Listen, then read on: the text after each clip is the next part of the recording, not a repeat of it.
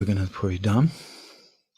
This is our second day of remembrances and appreciations of our revered spiritual master, Srimad Gour Govinda Swami Maharaj. So we'll go ahead and start. And today we have a very astonishing lineup of personalities to speak. We have His Holiness Giriraj Maharaj, who I hope will be coming on in a few minutes. And then Brajahari Prabhu, the temple president in Juhu, will also be gracing us today. And my senior godbrother, Pushkaraksha Prabhu, who's the first Western devotee to come to Guru Maharaj, will also be in this session. And we'll also hear something from Vaisheshika Prabhu and from Radhanath Maharaj's disciple, Gauranga. So we'll start with some prayers.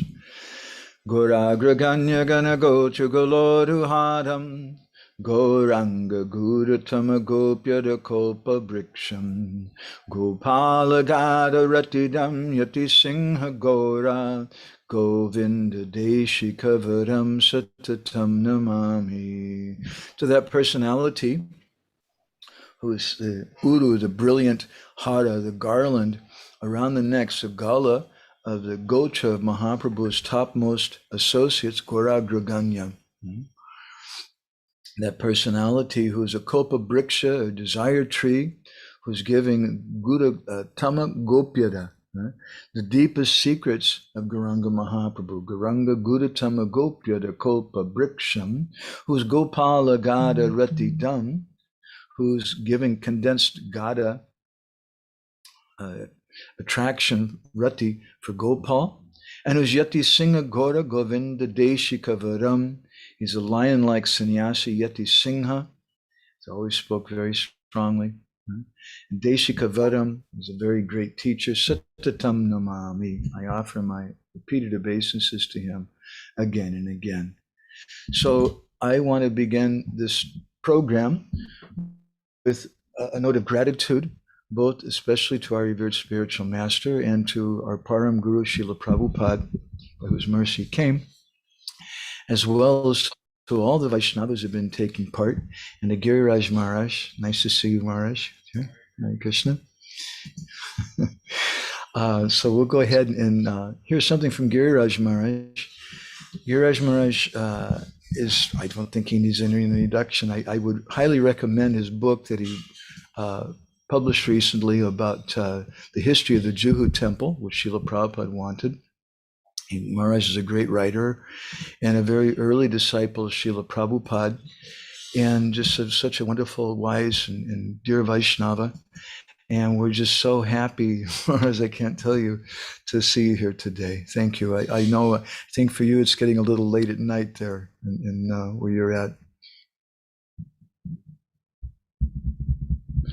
I can't hear you, Maharaj. You're muted. I said it's not that late. It's okay, 8 good. p.m. It's 8 p.m. Okay. here. All right, so you just, yes. Just go ahead. Om Jnana Timirandasya Dhyananjana Salakaya Chaksun Militam Yena Tasmai Sri Gurave Namaha. Sri Chaitanya Manobhishtam Stapitam Yena Bhutale Swayam Rupa Kadamayam Dadati Swa Padantikam. Nama Om Vishnu Padaya Krishna Prestaya Bhutale Srimate Bhakti Vedanta Swami Niti Namine. Namaste Saraswati Deve.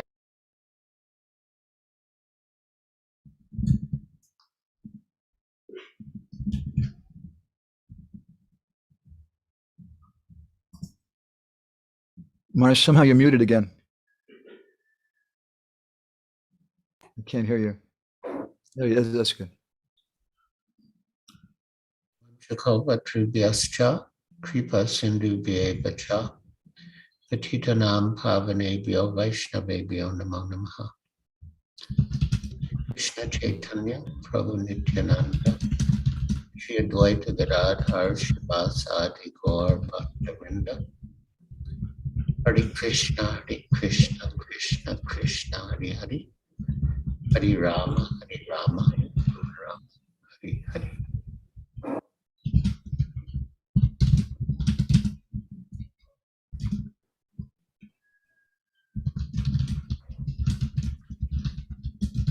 Gour Govinda Swami Maharaj was born in a Gaudiya Vaishnav family in Orissa on September 2nd, 1929.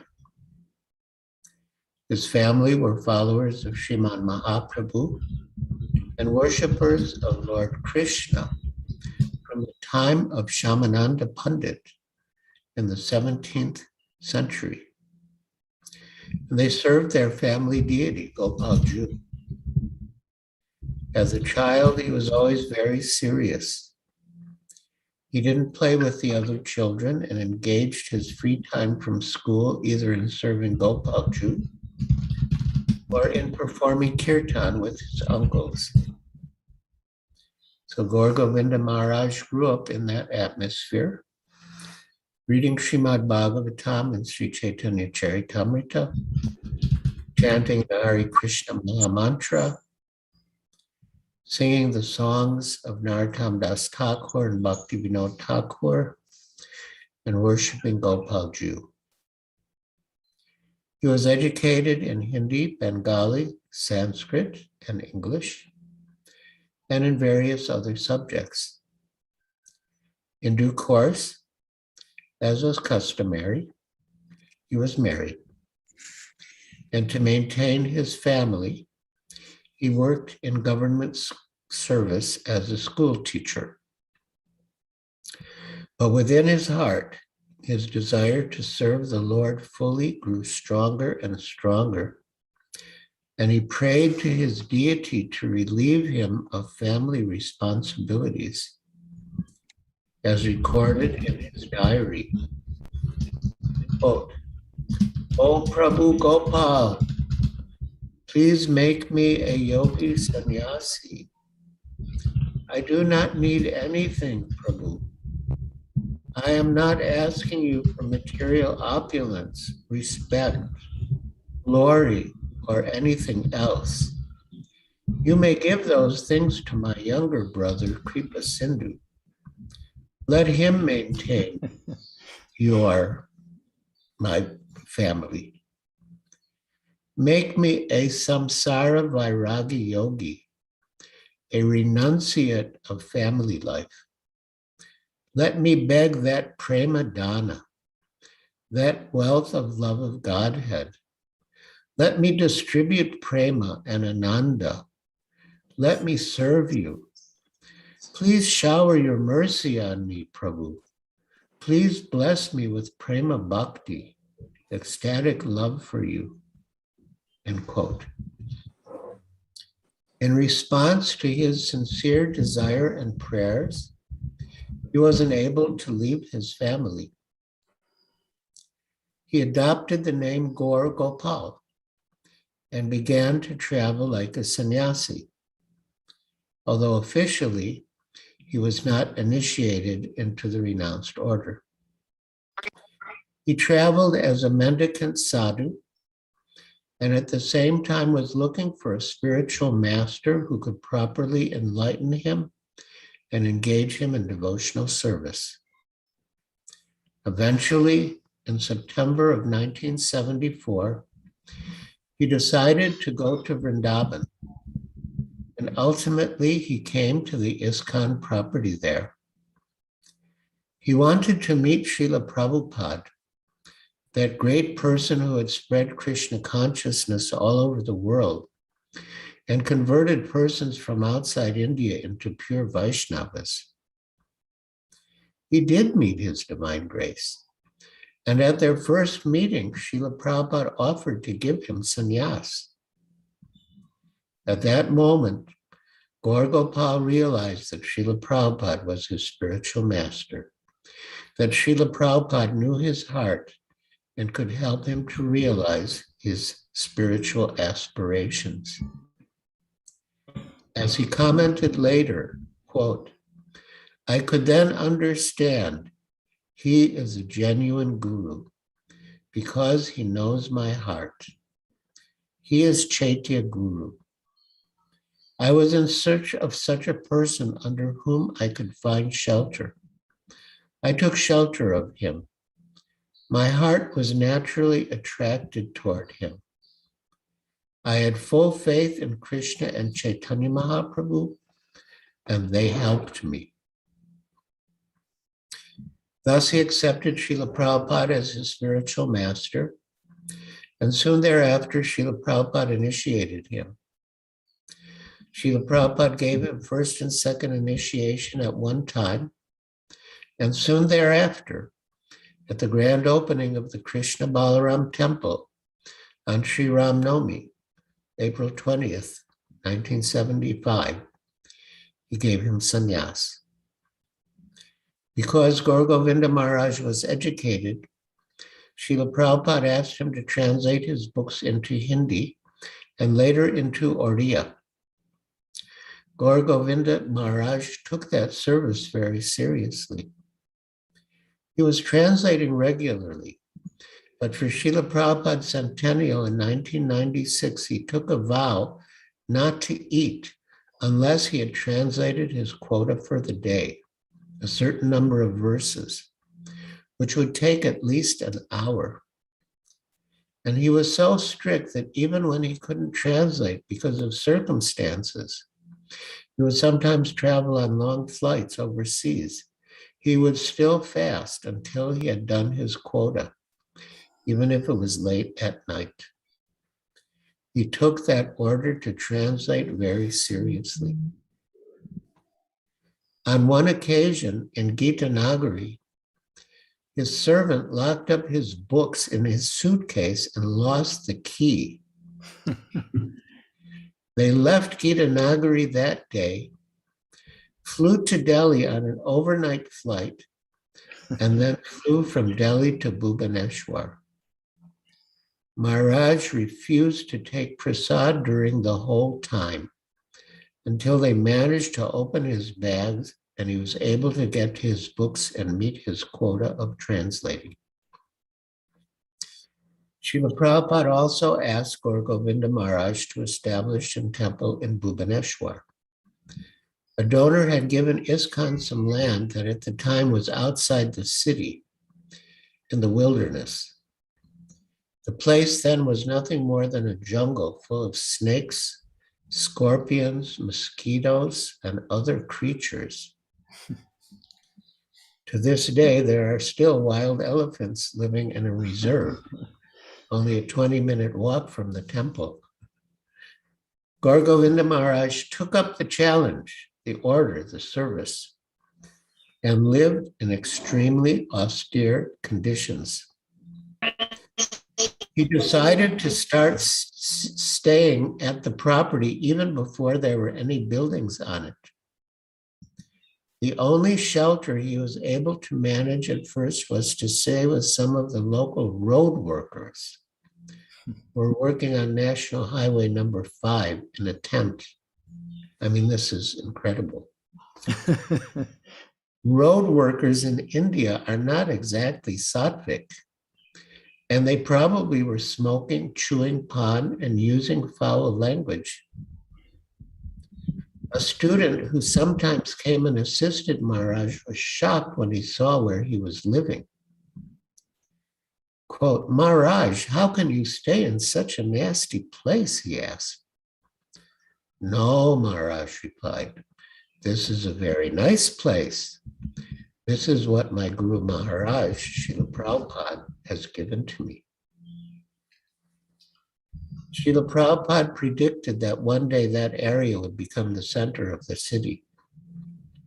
When the temple started, there were no buildings as far as the eye could see. Today, the area is densely populated and is the fastest growing area in Bhubaneswar. A major highway runs right past our property, and shops and offices and residences have developed on all sides. It is a major location. In 1977, after the Mahakumbha Mela in Allahabad, Srila Prabhupada himself went to Bhubaneswar.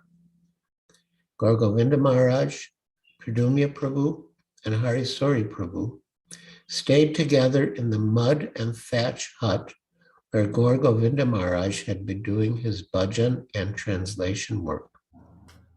And for 17 days, Srila Prabhupada stayed in an attached hut. When Srila Prabhupada was translating, they could hear him through the connecting wall, dictating his purports. Gour Govinda Maharaj continued to live there after Srila Prabhupada left. And after Gour Govinda Maharaj's departure from this world, his body was placed there in Samadhi. On the auspicious occasion of Sri Nityananda Trayodasi in 1977, Srila Prabhupada laid the cornerstone for the Krishna Balaram temple to be developed there. He also completed an important phase of his own writing, the 9th canto of Srimad Bhagavatam, and began on the 10th canto. In time, Gour Govinda Swami Maharaj raised the funds and built a beautiful temple on the land. After Srila Prabhupada left this world, Gour Govinda Maharaj was ready to execute another important instruction that Srila Prabhupada had given him, that he should travel and help Prabhupada's devotees. So he began to travel overseas and preach. Seeing the needs of the society and the devotees, he evolved his mission in accordance with Srila Prabhupada's instructions to him, which was, by his own account, 1, to show that everything is in Srila Prabhupada's books. 2, to show that you can get everything within ISKCON and need not go outside.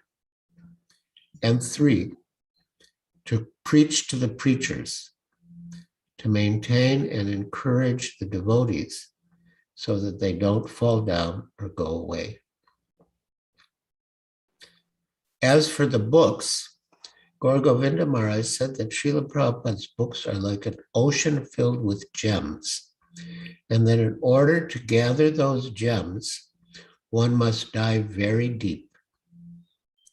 Gour Govinda Maharaj's own books, compiled from his talks by his disciples, especially Madhavananda Das, are mainly classes based on Srila Prabhupada's books. And in them, he reveals just what gems there are in Srila Prabhupada's books, and how one can get from the books the highest realizations of Krishna consciousness, Sambandha, Abhideya, and Prayojana. What our relationship with Krishna is, how to act in that relationship, and how to actually realize the ultimate goal of life, pure love for Krishna, Krishna Prema. He also showed that you can get everything within ISKCON. He himself gave much to the society of devotees in ISKCON, mainly through his Krishna Katha, which was filled with his realization of Krishna consciousness. He was an example of a pure devotee who had ecstatic love for Krishna, a direct perception of Krishna. From his liberated platform of pure devotional service, he could guide and encourage and enlighten devotees and give them hope that if they followed the same process as followers of Srila Prabhupada, they could attain the same result. I have heard advanced Gaudiya Vaishnavas outside of ISKCON speak Krishna Katha. And I can honestly say that the Krishna Katha spoken by Gour Govinda Swami Maharaj appeals to me as much as any of theirs. But hearing from Gour Govinda Maharaj is different because he is a disciple of Srila Prabhupada and a member of ISKCON. So we are getting it in our line, in the line of Srila Bhakti Siddhanta Saraswati Thakur and Srila Prabhupada. So it is more congenial for advancement in Krishna consciousness in ISKCON. Hearing from Gour Govinda Swami Maharaj or reading his books, one could get everything that one could ever want right within ISKCON. And by his association, through his talks or books or even followers, one can feel enlivened in Krishna consciousness. One can be greatly nourished and make tangible progress, but to speak of not falling down or going away. One can get a glimpse of the actual perfection of Krishna consciousness and have hope that we can actually reach the ultimate goal in this lifetime by following the same process of bhakti yoga as given to us in our line, from Srila Bhakti Siddhanta Saraswati Thakur to Srila Prabhupada, and then to his followers.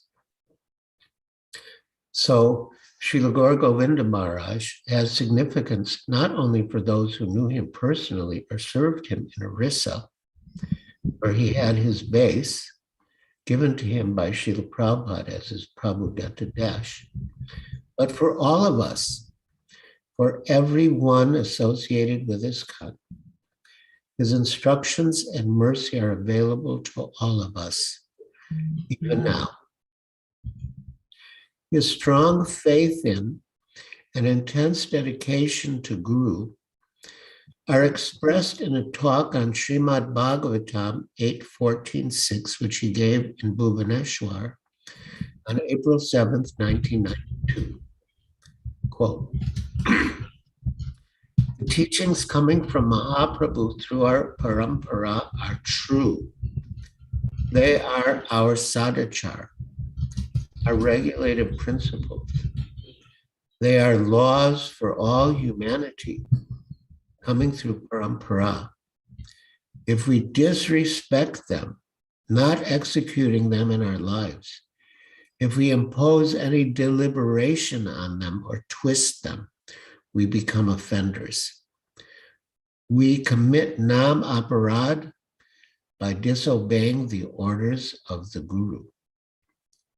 Then we are far away from his lotus feet."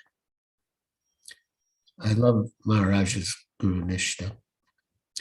To become a true follower of Guru, one should never hesitate to carry out his orders. If to obey the Guru it is necessary to become very proud, I should never hesitate to become so. If it means becoming an animal, I should never hesitate to become one. Even if it is necessary to go to hell for Guru, I should never hesitate. I should never hear from anyone but my Guru. We should never listen to those who say something different from the teachings of Mahaprabhu coming through bona fide parampara. If someone says something different, then like Bhimasena, I will crush it with my fist. I will destroy it. I will defeat it. I am that proud. With just one speck of dust from the lotus feet of my Guru, crores and crores of people can be delivered. There is no such a scholar as my Guru. I will never accept anyone else as a scholar.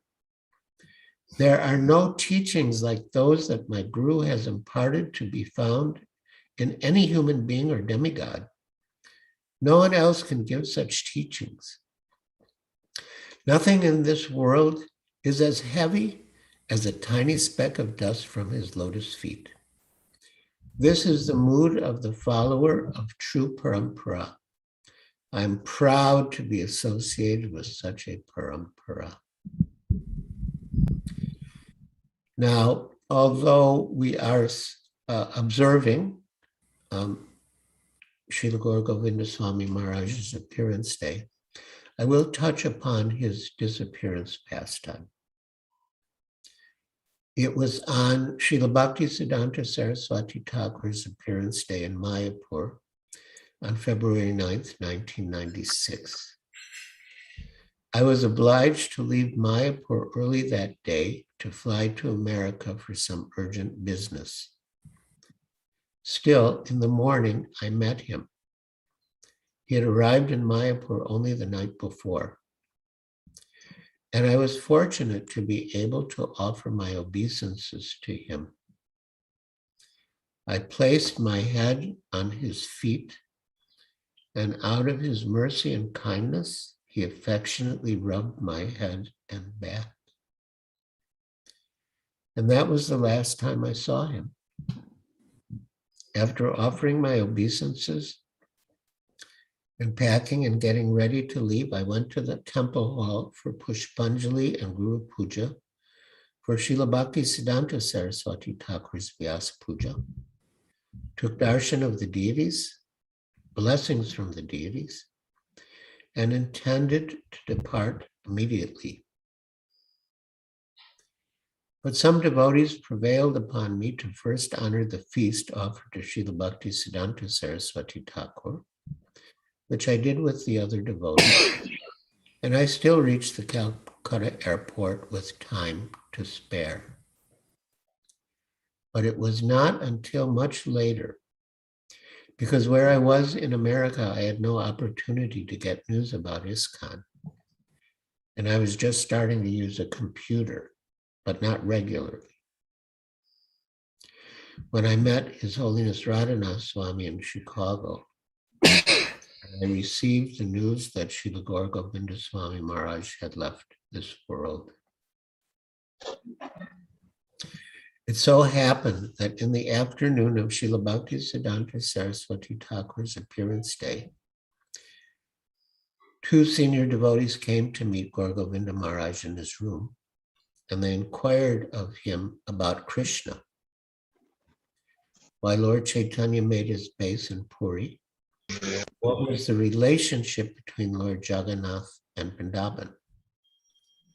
Maharaj began to narrate the pastimes of Krishna and how Krishna, having been in separation from Radharani, assumed the form of Jagannath. It was a very ecstatic description. Because of Gour Govinda Swami's advanced level of Krishna consciousness, he felt transcendental ecstasy remembering the pastimes of Krishna. And in this case, he became overwhelmed. He excused himself, saying he was unable to speak anymore. He lay back on his bed and, gazing at a picture of his worshipable deity Gopalju, while devotees chanted the holy names, in a very deep state of Krishna consciousness, he left this world. His disciples, of course, were greatly aggrieved, as were all the Vaishnavas, feeling intense separation from him. They decided to bring his body to Bhubaneswar to place him in samadhi at the site of his bhajan kutir, near the Radha Gopinath temple that he had established on the ISKCON land in Bhubaneswar. Now, there is a very specific connection in service between Srila Gour Govinda Swami Maharaj and Srila Bhaktisiddhanta Saraswati Thakur. Of course, there's a connection in terms of the general mission, which is to distribute books, establish temples, and make devotees. Srila Bhaktisiddhanta Saraswati did all three, and Srila Prabhupada also did all three. And he wanted ISKCON to do all three. In his concluding words to Sri Chaitanya Charitamrita, Prabhupada wrote, "Our society, the International Society for Krishna Consciousness, has been formed to execute the order of Sri Chaitanya Mahaprabhu and His Divine Grace Srila Bhaktisiddhanta Saraswati Thakur."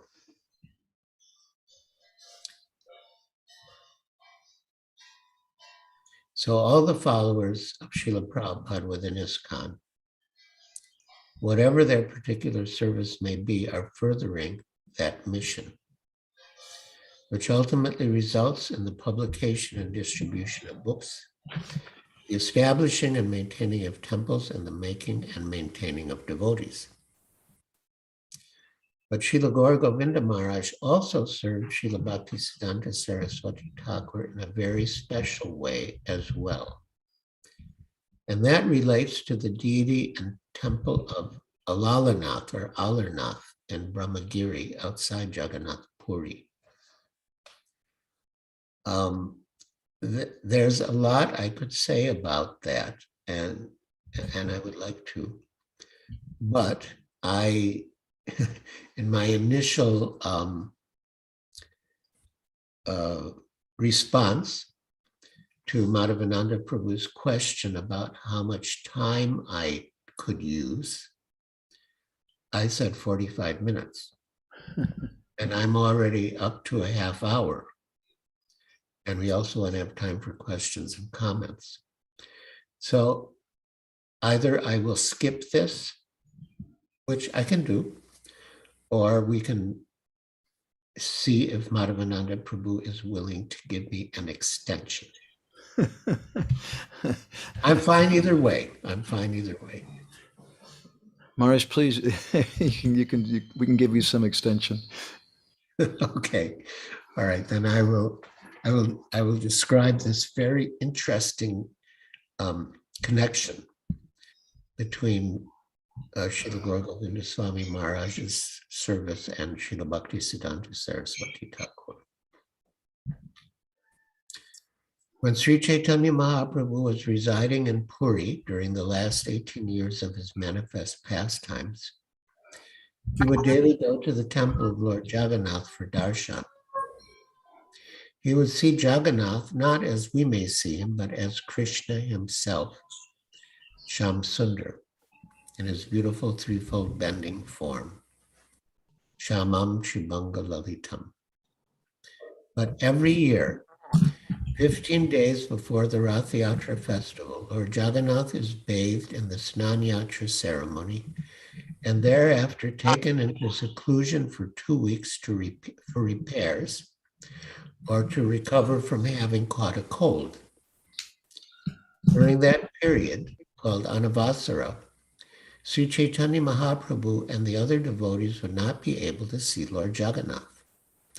So feeling separation from Jagannath, Sri Chaitanya Mahaprabhu would walk 14 miles to the temple of Alarnath. The deity of Alarnath is a four-handed Vishnu form, installed by Lord Brahma many millennia ago on the top of a hill, Brahmagiri. So Sri Chaitanya Mahaprabhu would pass the Anavasaras period with Lord Alarnath. In the course of time, the Alarnath temple became dilapidated. And when Srila Bhaktisiddhanta Saraswati Thakur visited in 1929 and saw the poor condition, he undertook to build a boundary wall and repair the main temple. He was so keen on finishing the project expeditiously that he personally rolled bidis, cigarettes, for the workers so that they wouldn't stop their work. That is how sincere and intent he was in his purpose. During some excavation work in the temple compound, one of the priests discovered an ancient Utsav deity, which it looked exactly like the large deity of Alarnath in the temple. All major temples with large deities also have small Utsav deities that are used for festivals.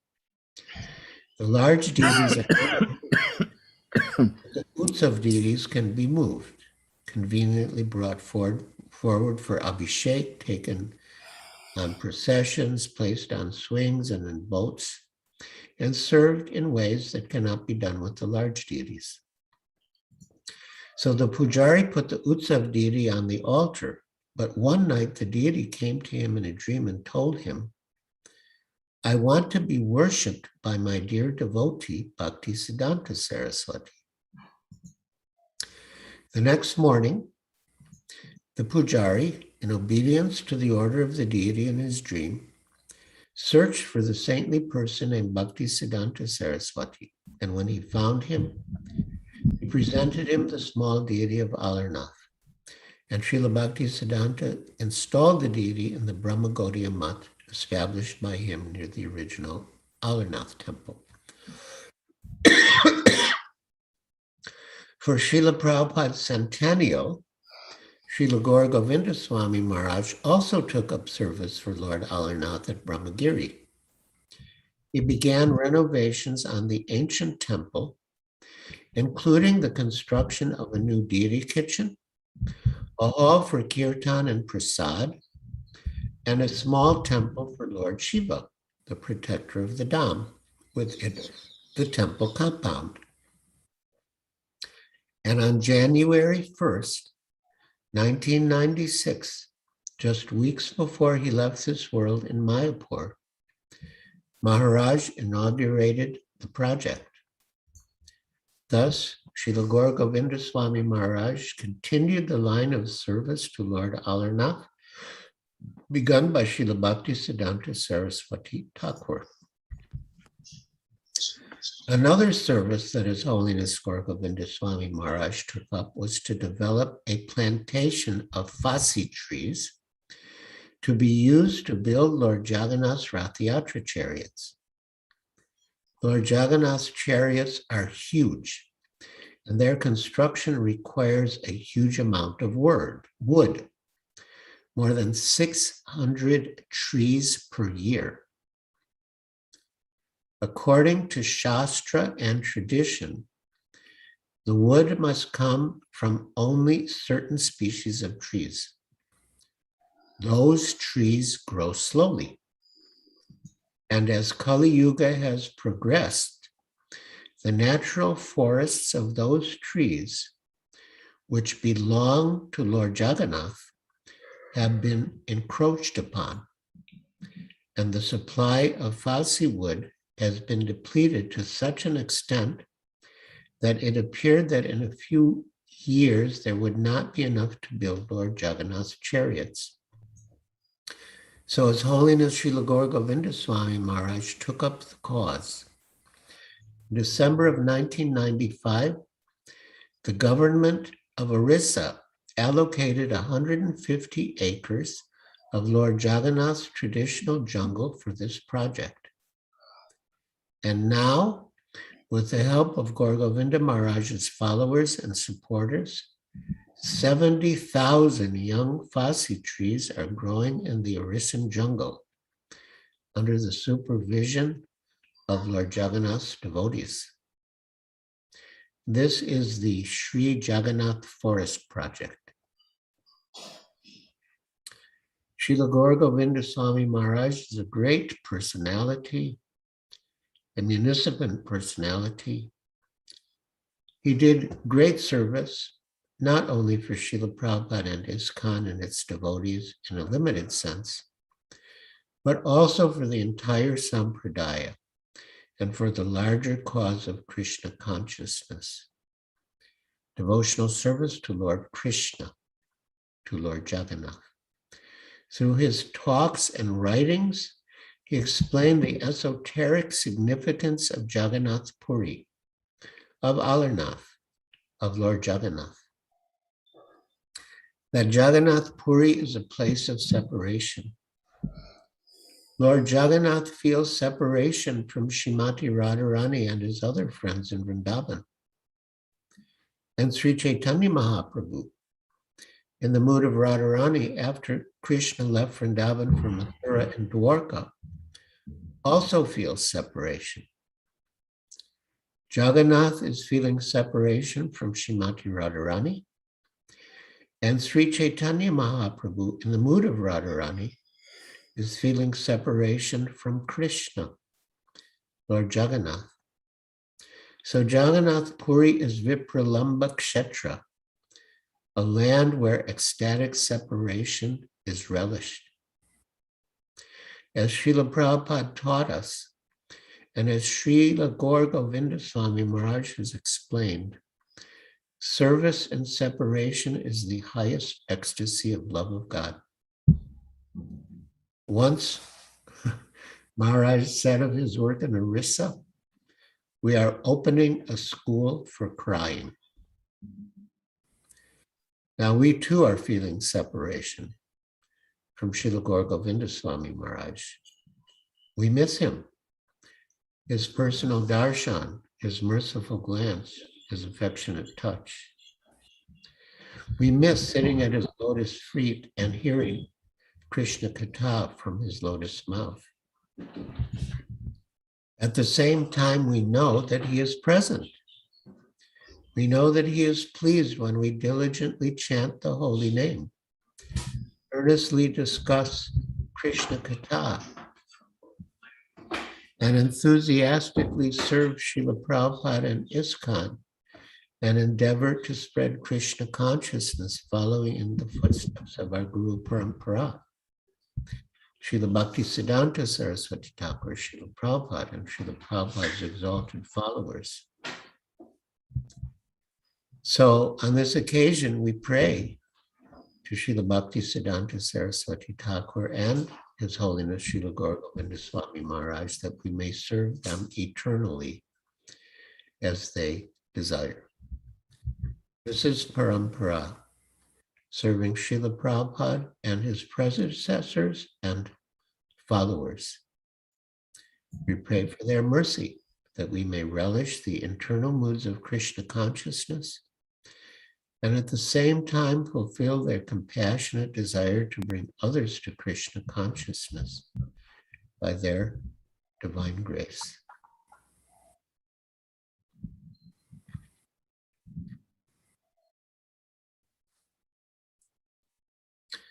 Devotees cried for Srila Gour Govinda Swami Maharaj when he left, and we should cry for him now for his mercy and be eager to hear from him as he instructed.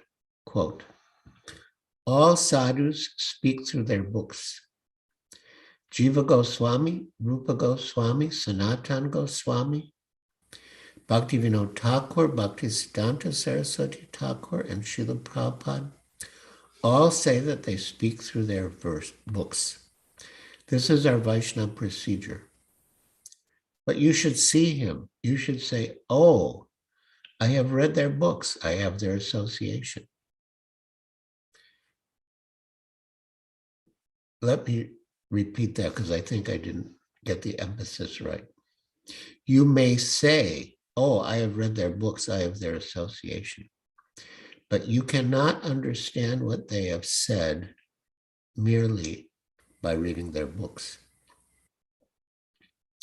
Once, when Maharaj came to Mauritius, after he gave a class at the ISKCON Vedic farm at Bonakai, I mentioned to him the verses in Sri Chaitanya Charitamrita, Madhya 22, 128 and 129, about the 5 most potent forms of devotional service. Sadhu Sangha Nama Kirtana Bhagavat Shravana, Mathura Vasa Shrimurtira Shradaya Sevana. Quote, one should associate with devotees, chant the holy name of the Lord, hear Srimad Bhagavatam, reside at Mathura, and worship the deity with faith and generation. Sakala sadhana shrestha e pancha anga, Krishna prema janmaya e panchera alpasanga. These 5 limbs of devotional service are the best of all. Even a slight performance of these 5 awakens love for Krishna. I told Gour Govinda Swami Maharaj how much I cherished Mathura Vasa, residing in Mathura or Vrindavan.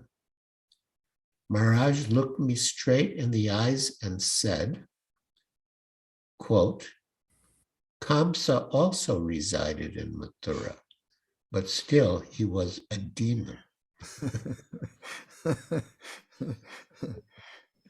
End quote. Immediately I realized that yes, a person can reside in Mathura But he or she must also give up the demonic mentality of wanting to be the supreme, the proprietor, the controller, and the enjoyer. Externally, one may reside in Mathura, but internally, he or she must do the work of purifying the heart. Maharaj spoke these words to me with great love and compassion. I felt that he was seeing straight into my polluted heart and acting to purify it. He instructed me that the goal was not to reside in Mathura, but to actually develop the consciousness of a devotee. And we can see from his example that the direct personal association of a sadhu is required to understand the real import or purport of the books we read of scripture. The sadhus speaking through their books are very, very merciful, Maharaj said, but you should follow the proper path. If you are intelligent, you will understand how they are still here, not only in the form of their books, but also they are here. You should see them. If you can get his mercy, then you can see him. Otherwise, by your own effort and perception, you cannot see him. No, no, no. You always think that you are drashta, the seer, and that the sadhu is drishta, the one to be seen. Everyone is like this. They think they are the seers, but it is just the reverse. You are to be seen, and they are the seer. And when a devotee asked him, how are we seen by the sadhu, by our service? Maharaj replied, yes, the sadhu is the seer. If he showers his mercy upon you, he sees you. If you receive that merciful glance, then you are very fortunate.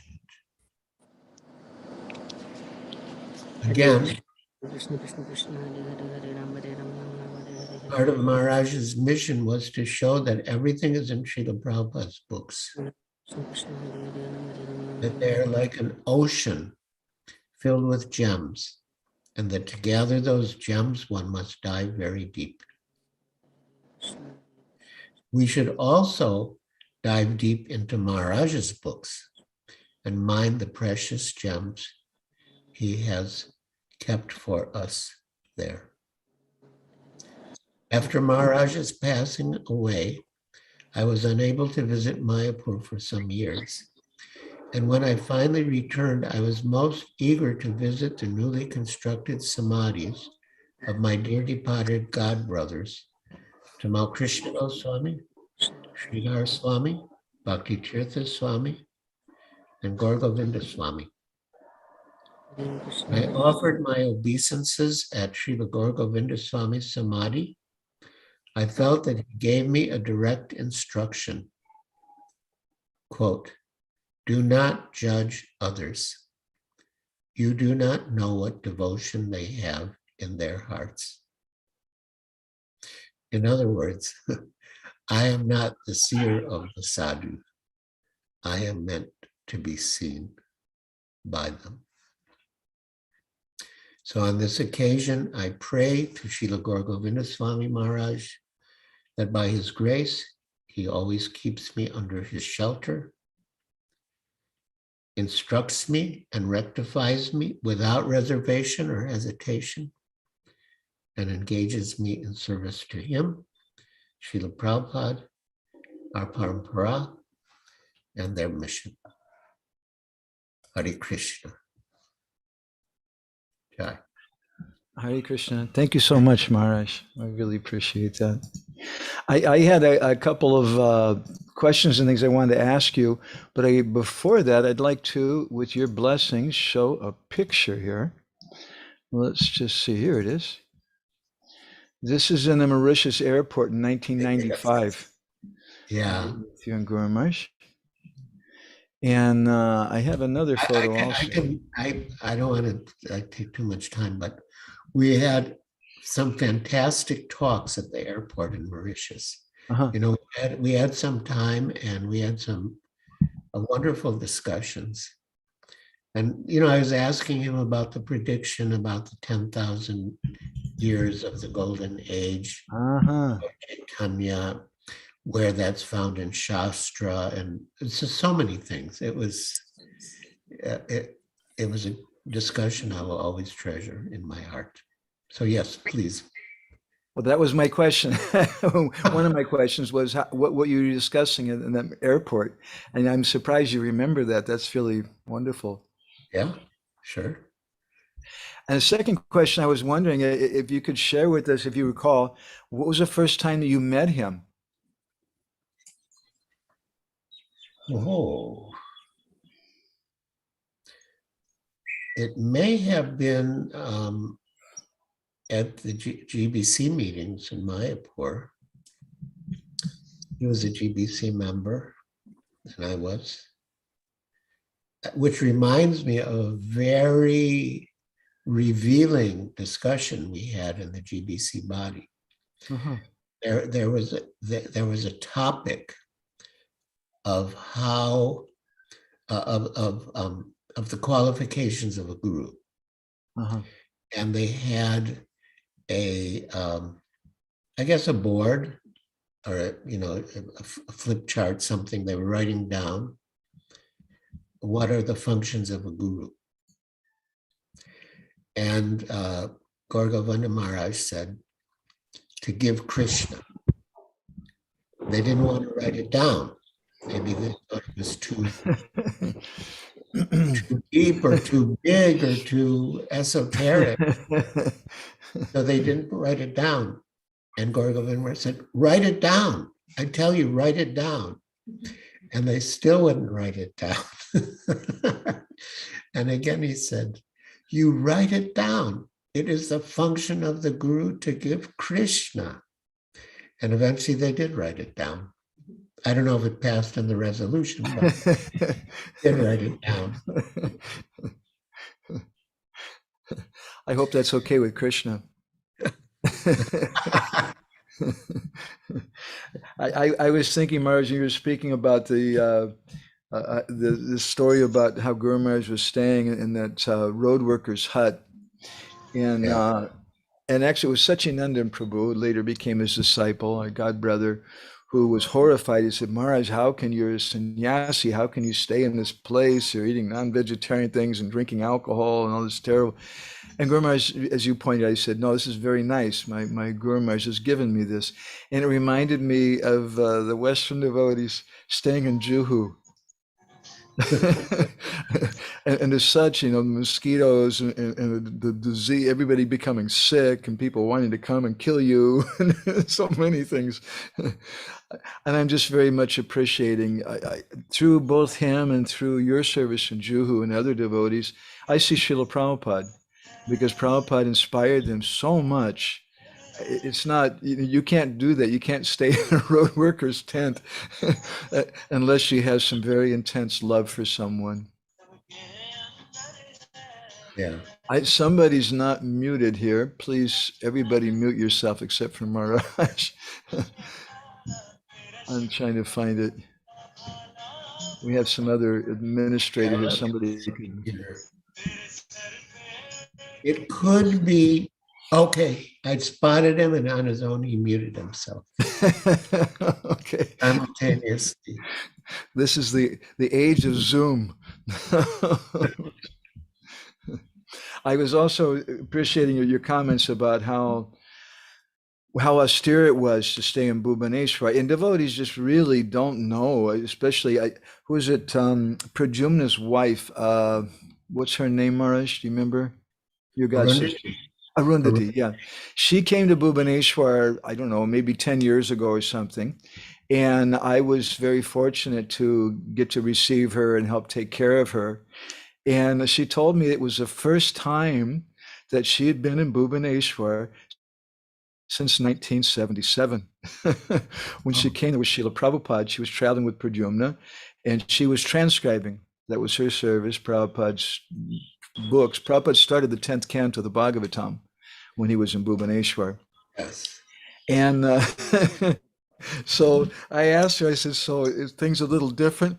And she was just like, it's nothing the same. There's all these big trees, and it was just like a jungle forest, and now everything's cement, and it's gotten more built up since then. But as you pointed out too, Srila Prabhupada commented that this place will one day be the center of Bhubaneswar, and today it's the fastest growing place there. But it was very, very austere in the early days. And one story we heard from some local devotees there that Guru Maharaj, when he came, he was first staying in that hut, and that mud, that the tent with the road workers, and then later he was staying. Surat Preeti Chaudhary. Yes. Okay. I'm trying to mute her now. Okay, be careful. You don't know. Be careful. Your mic's on or not. You know, somebody's hearing you chanting japa or talking or whatever.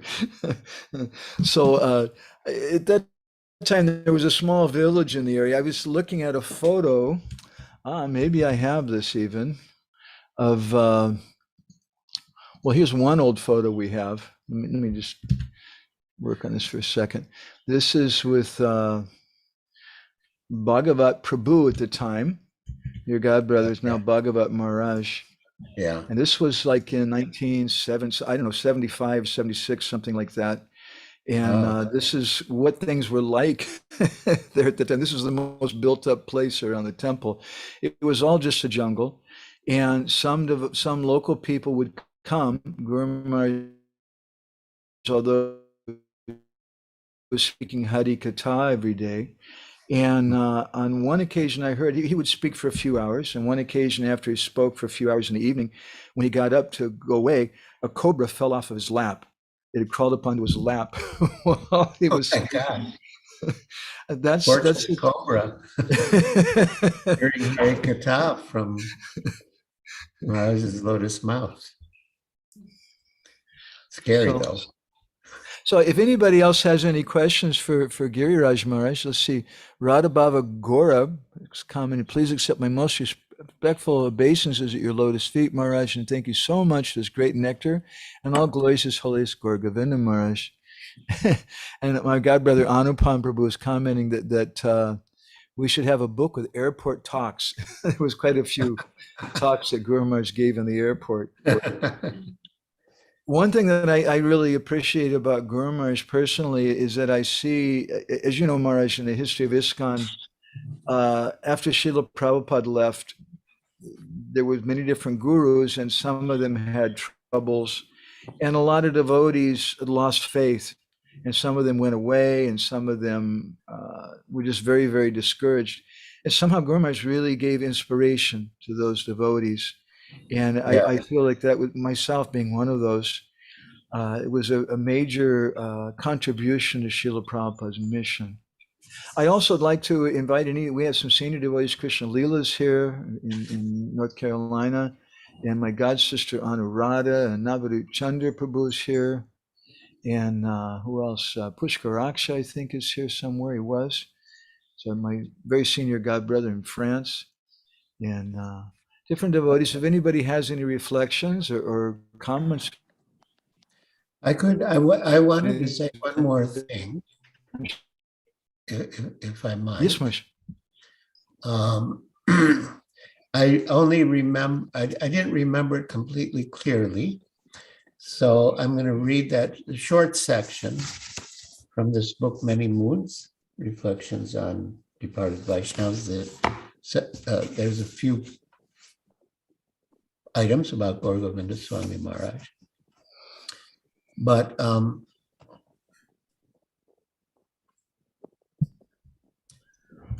oh yeah, this is very interesting. At the airport before he left, we spoke for an hour and a half, very intimately. He mentioned the predicted 10,000-year golden age within Kali Yuga, giving some reference for it, and expressing his hope that ISKCON would usher it in. And he told me about himself also. He told me about his first meeting with Srila Prabhupada, how Srila Prabhupada had engaged him, and how later he had brought Srila Prabhupada to Orissa. He told me how he had found guidance after Srila Prabhupada left, how he had developed the notebooks he kept with various verses, and how he would quote from the notebooks when he gave class. I remember his eyes. They always seemed moist with tears of love, tears of joy. And his voice was always full of affection and enthusiasm and the ecstasy of realization. In my mind's eye, even now, I can see his eyes and his smile, his head slightly nodding, his eyes looking into mine, blinking, and his face smiling. The other opportunity, this is what I wanted to bring up. The other opportunities we had to meet and discuss came mainly in Juhu. Maharaj would often leave India from Bombay, and when he would return from his tours abroad, he would also come through Bombay and stay in the Juhu guest house. There too, we had many wonderful discussions. One evening, I had a preaching program. But before leaving the temple, I wanted to visit his room and just offer my respects.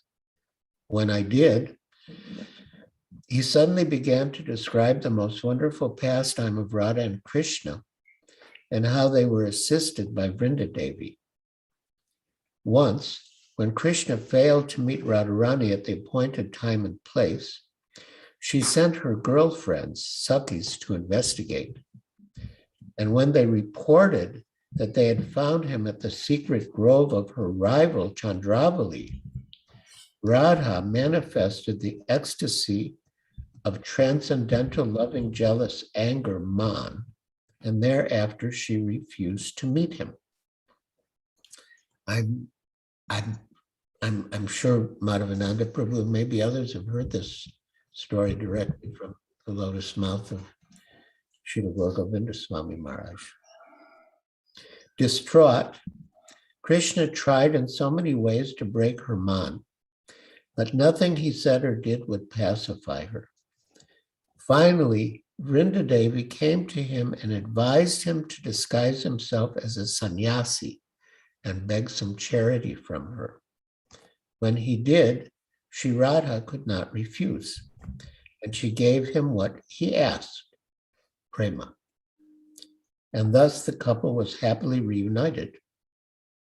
I had heard and read many pastimes, but I had never heard this particular one.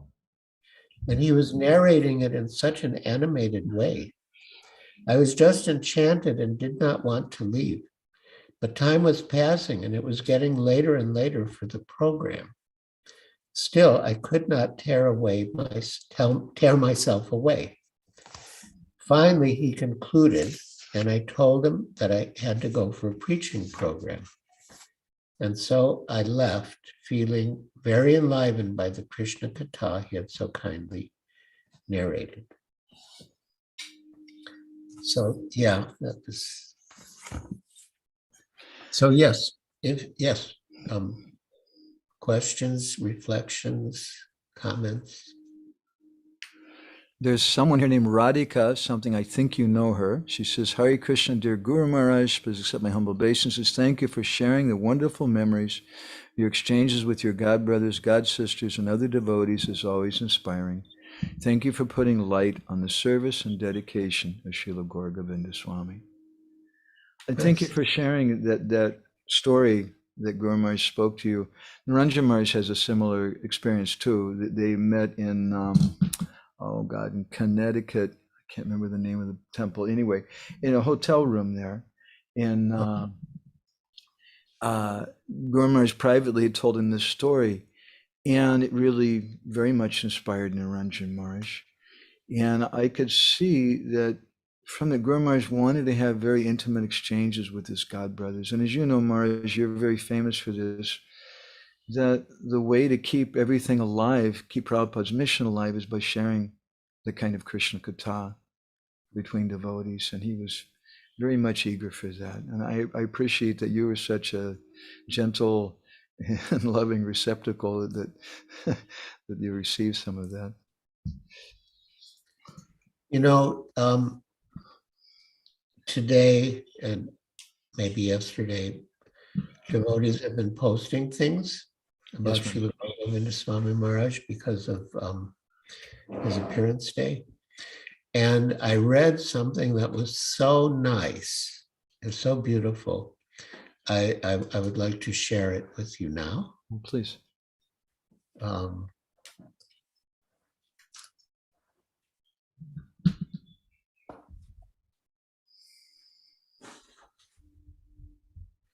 Yes, this is from a lecture that Gour Govinda Maharaj gave on the occasion of Srila Prabhupada's disappearance festival in Bhubaneswar on October 27, 1995. Quote, as disciples and grand disciples of Srila Prabhupada, we have a duty to spread his message. The centennial has arrived. The time has come. And now we're on the 125th anniversary of Srila Prabhupada's appearance. So the appropriateness of the occasion holds now. So the centennial has arrived. The time has come. We have a golden opportunity to spread his message more and more, to make him known more and more throughout the world. Mahaprabhu asked Rai Ramananda, who is the most famous person? Rai Ramananda answered, Krishna Bhakta Balya Yanhara Haya Kyati. That person who is a devotee of Krishna has earned eternal, immortal fame. He lives forever. The day has come just to remind you to take up the vow to dedicate your life to his mission. Make him pleased. Receive his mercy. Your life will be successful. Wow. Jai Srila Prabhupada, Jai Srila Gour Govinda Swami Maharaj. That's wonderful. I have another photo, Maharaj. I think this is in color, but I don't have color one. This is also the same time in the Mauritius airport. Yeah. In 1994. Yeah. If there's no other comments or reflections, I'd like to, with the blessings of the devotees, play a short video excerpt from Guru Maharaj, where he speaks about, it's actually a talk where he's speaking about how Prabhupada came to Orissa, but the first 3-4 minutes of it, he speaks about how Guru was always present. Let's see if I can do this. I'm having a little technical problem. Give me one moment here. And then also after this, we have a video from Vaisheshika Prabhu, who's speaking something too. So I'm going to go ahead and play a few minutes of this video of our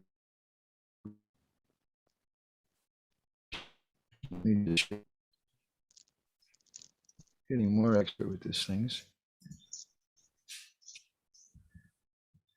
So this is a recording. There was no video for it, but the devotees just transcribed with some pictures. Yes, a Vaishnava, there's no death. Vaishnava has no death. He's always there. When he is physically present, physically present. And at that time, the power of midnight was inside the body, known as body. But when he goes to the spiritual world, enters into Nitya Leela, still he is here. Still it's in his mind. Prabhupada Maharaj, my dear spiritual master, has given us so many books So many lecture tapes, so many. Every day. Scientists, writing, glorified.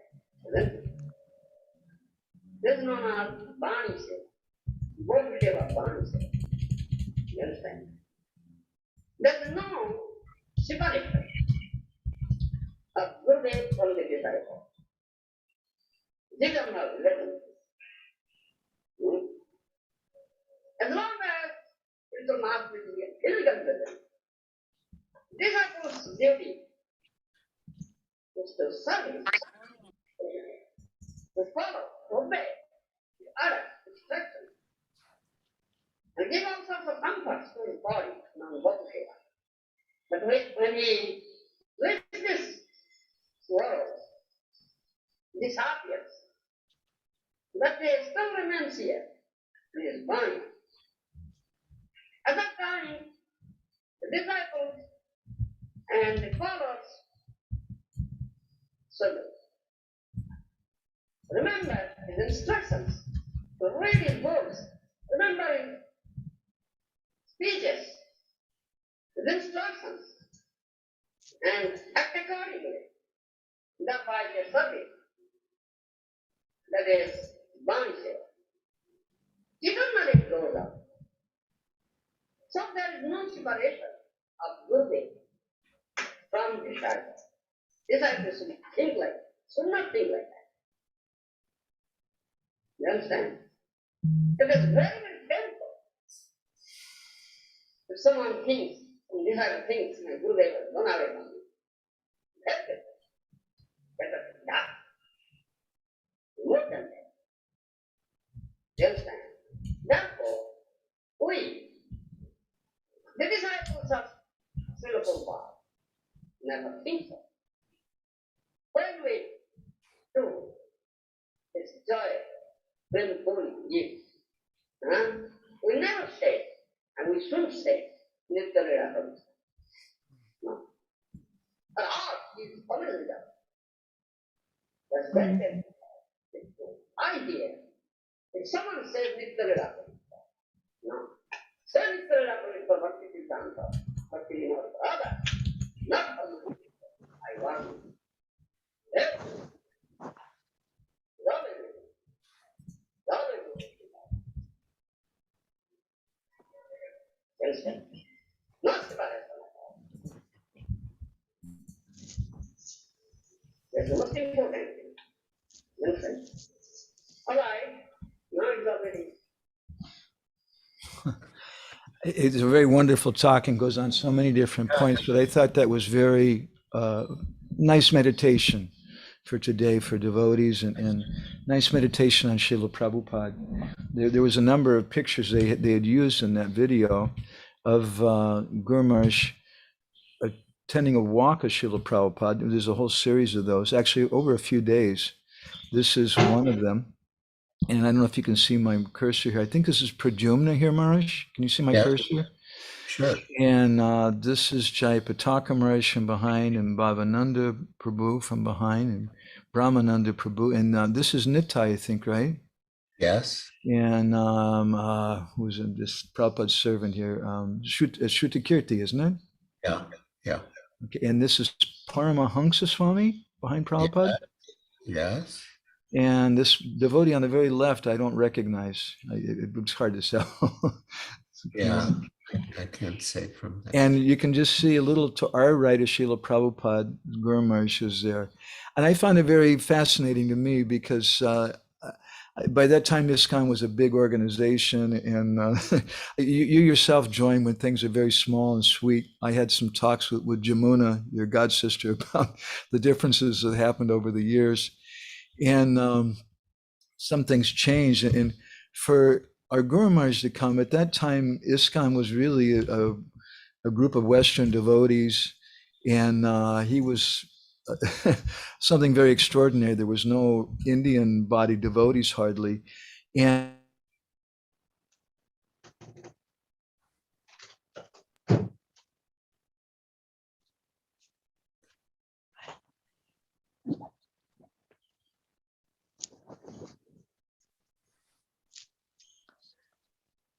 Hare Krishna, Krishna Krishna, Hare Hare. Hare Krishna. I'm sorry, my connection's having troubles. I think this is Rita Prabhu on the left here, and you can see our Guru Maharaj again just behind Srila Prabhupada. But looking at these pictures, it really strikes me that Guru Maharaj, he was a staunch disciple of Srila Prabhupada and a cooperative team member in ISKCON, but in some ways too, he was a bit of an anomaly and he didn't really fit in so well. And I see that something in these pictures too. He was there in the background of things and he didn't quite always fit in so much. It just kind of struck me, I don't know.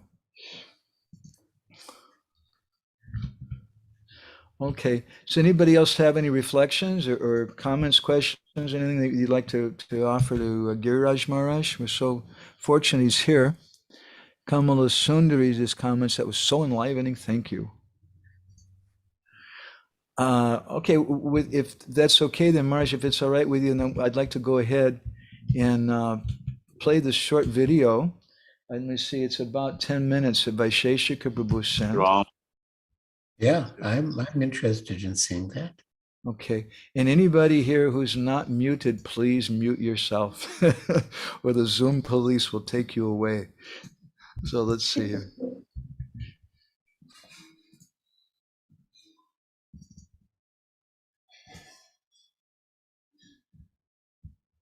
Pancha kalpatarubhyascha kripasindobhya evacha patitanam pavanibhyo vaishnavebhyo namo namaha.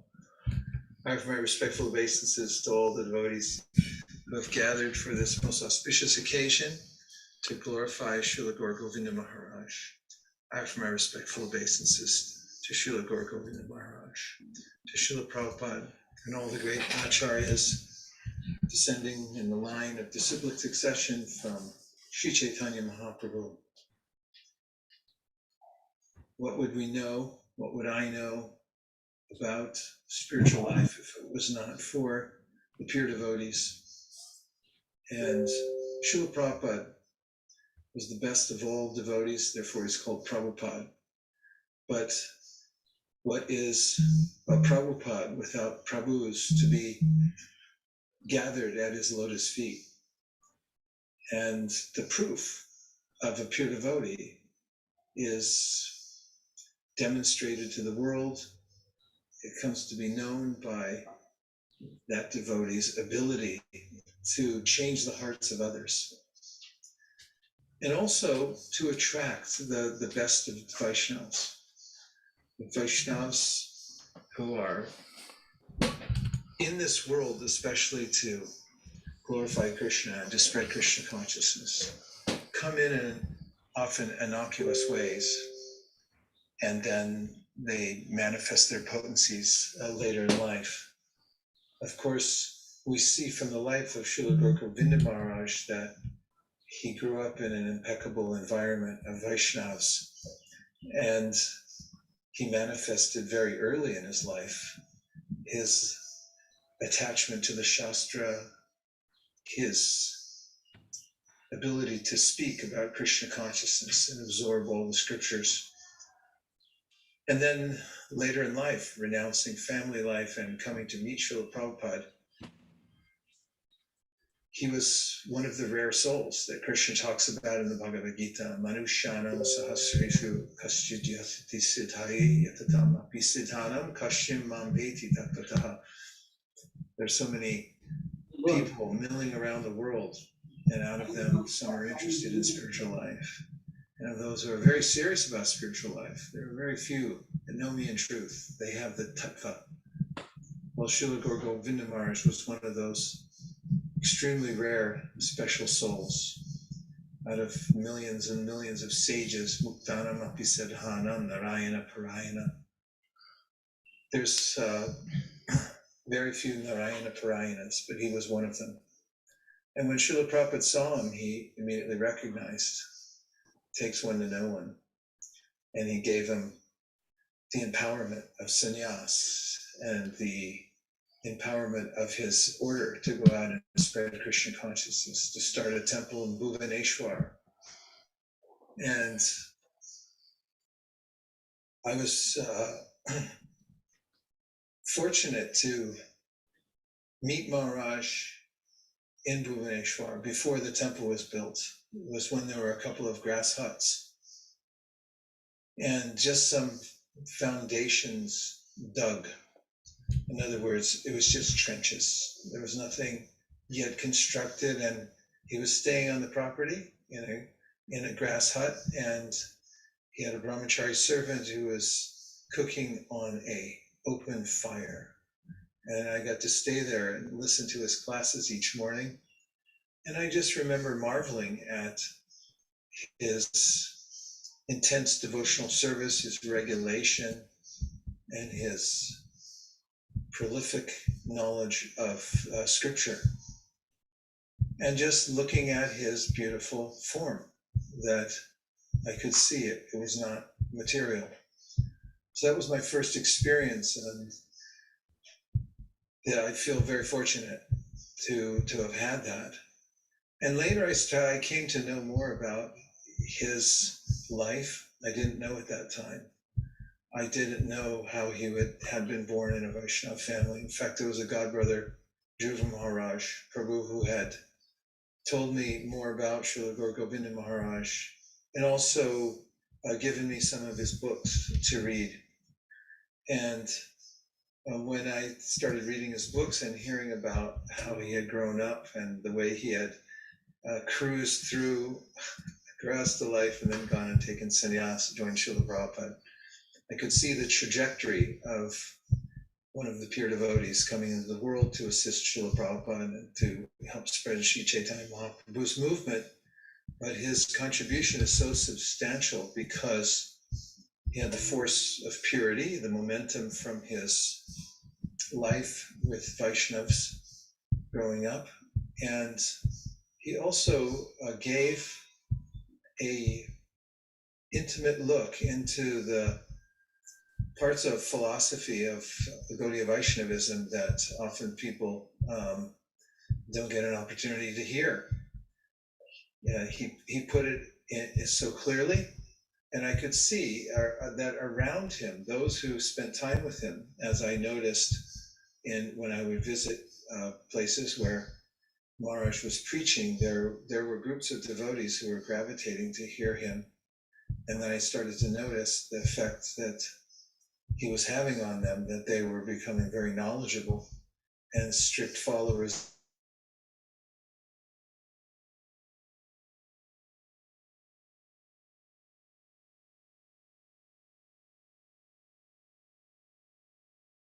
I've, over the years, had a very close relationship with Madhavananda Prabhu, and I can see in him that stamp of Srila Gour Govinda Maharaj. I always appreciate how it is said that we don't know the power of Vaishnava until we see how he affects others.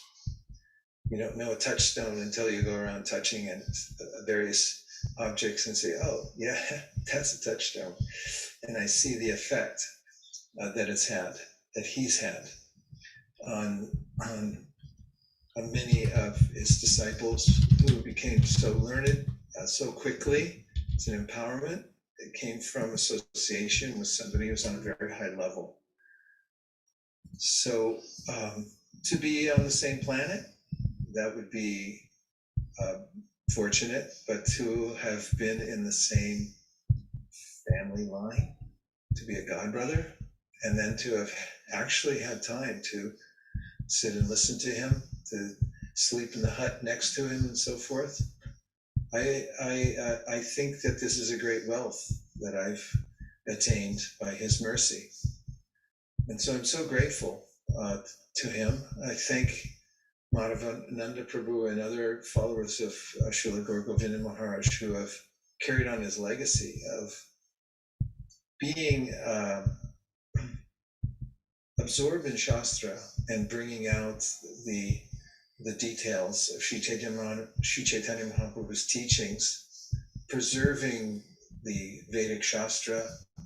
And also, I always appreciate how Srila Gour Govinda Maharaj insisted on the culture of shastric referencing, that he would insist that any of his followers, if they were a disciple, they must back up what they say with Shastra. And he carried that culture forward, that strict culture of the austerity of speech in spiritual circles that Prabhupada talks about in the 17th chapter of the Bhagavad Gita. You must back up what you say with Shastra, otherwise don't bother. What an environment. So he's lifted the whole world. He's left the contribution of his teachings. His vibration is among us through his books, his teachings. It still is resonating everywhere and amongst his followers. My obeisances to all of his followers who have picked up the mood of pure devotion from his lotus mouth and are carrying it forward. And I feel so grateful to be included whenever possible, whenever I'm nearby, or nowadays through the medium of Zoom, to be a participant in glorifying his Srimad Gour Govinda Maharaj on his Divine Appearance Day, or his Tirobhava, which oftentimes takes place in Mayapur when we're there. So thank you to all of you for letting me come on here and say a few words for my own purification. It's my greatest honor. And I pray that I may always remember and serve my exalted God brother, Srila Gour Govinda Maharaj, and follow in his footsteps. Calling from the spiritual world. Thank you very much. Gaur Premanande, Hare. Let's see here. How can I turn off the... Okay, is it still showing a screen with the player there? I'm a little confused. My thanks to Vaisheshika Prabhu. I wish he could be here live right now, but he's such a very, very dear devotee. And two little reflections that I have about his comments, and maybe some other devotees, Maharaj, maybe you have some reflections or others, is as he commented, it takes one to know one. He, because Vaisheshika appreciates Shastra so much, he's like a walking Bhagavatam or something, always quotes Shastra and pronounces things very nicely.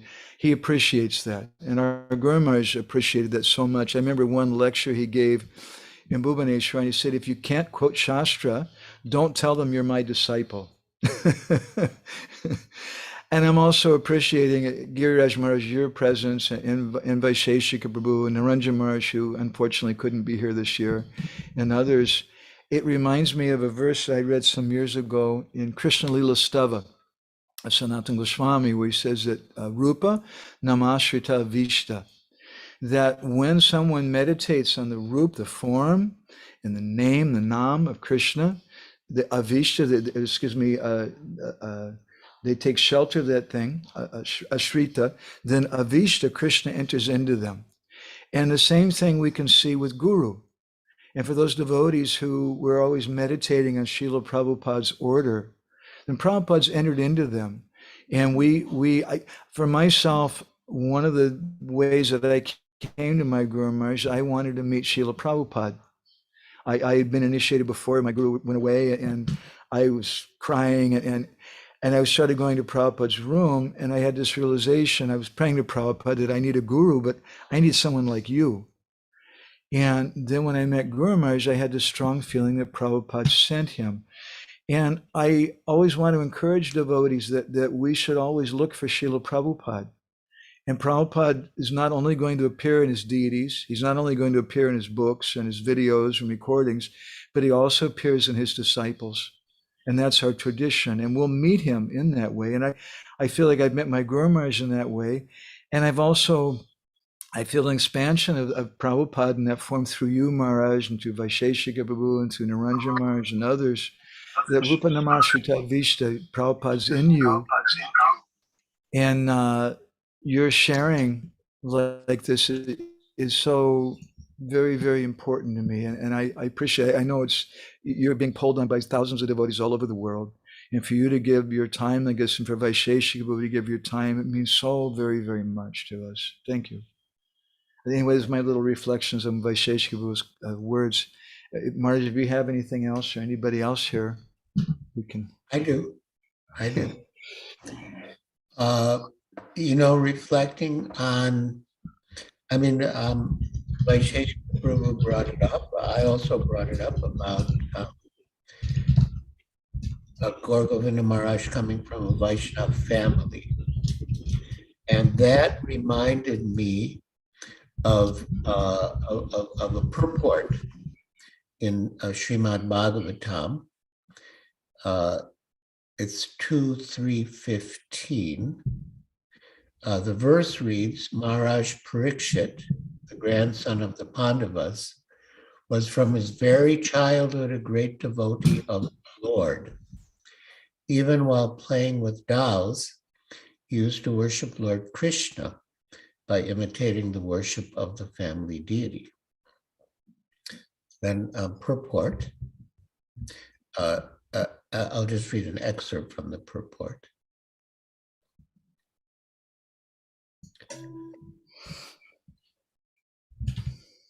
From the very beginning of his childhood, he had this is referring to Maharaj Parikshit. From the very beginning of his childhood, he had the chance to know intimately the devotional service of Lord Krishna in his own family. The Pandavas, all being devotees of the Lord, certainly venerated family deities in the royal palace for worship. Children who appear in such families, fortunately, generally imitate the worship of the deities, even in the way of childhood play. By the grace of Lord Sri Krishna, this is Srila Prabhupada speaking about himself, we had the chance of being born in a Vaishnav family. And in our childhood, we imitated the worship of Lord Krishna by imitating our father. Our father encouraged us in all respects to observe all functions such as the Rath Yatra and Dol Yatra ceremonies. And he used to spend money liberally for distributing prasadam to us children and our friends. Our spiritual master, who also took his birth in a Vaishnav family, got all inspiration from his great Vaishnav father, Thakur Bhakti Vinod. That is the way of all lucky Vaishnav families. The life history of many such devotees is almost the same because there is always symmetry between the early lives of all great devotees of the Lord. So reading this, thinking of Gour Govinda Maharaj, I thought of this purport, and then reading this purport, I thought of Gour Govinda Maharaj even more. So I just wanted to share that. Thank you so much, Maharaj. I really appreciate it. Let's see. Today I think is a day for Juhu. Last night we had Devakinanda and Prabhu here also, and today we have you. And we also have a really special guest I want to welcome. I hope he can turn on his video, and that's His Grace Brajahari Prabhu. And for those of you who don't know, Brajahari Prabhu is an amazing person. You excuse me for using a mundane analogy, but it reminds me of a movie around the time I joined called Cool Hand Luke. And it was a story about one person who was very, very level-headed and always very peaceful and tolerant in all situations. And that reminds me of Brajahari Prabhu, who has been managing the Juhu temple for decades now, and is such a cool hand there in spite of so many difficulties and things. And as you were mentioning, Giriraj Maharaj, our Guru Maharaj used to go through Juhu every time when he would go to America and on his way back, and Brajahari Prabhu had some association with him. And more than that too, I think they must have had some intimacy because they both speak the same Odia language. Brajahari Prabhu is also from Orissa. So Brajahari Prabhu, thank you so much for coming today. I know you're very, very busy. It means a lot to us. So if you want to say something, we'd be delighted.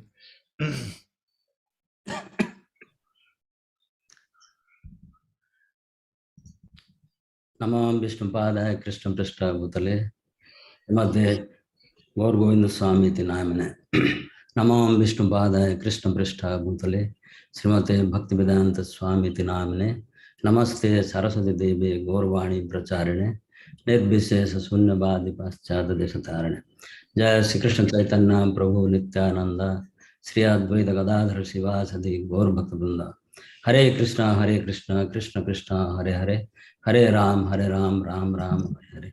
Vancha kalpatarvyasya kripa sindhu bhavacha patitanam pavanebhyo vaishnavebhyo.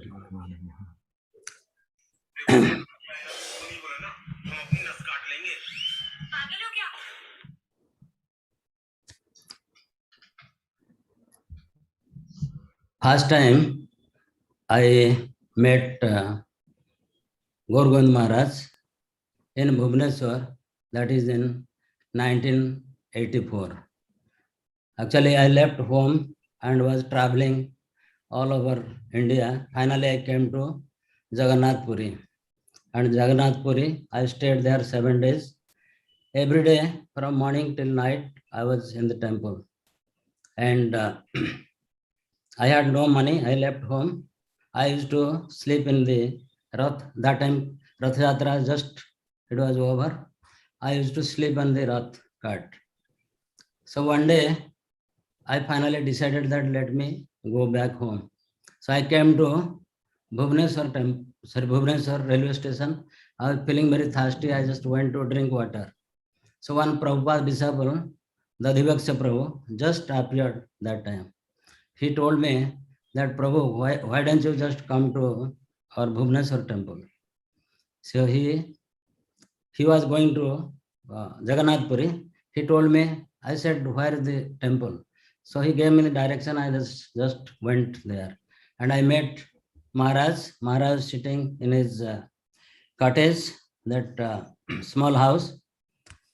So Maharaj told, that time only Jayapada Maharaj disciples are living, and other devotees, those are there in congregation.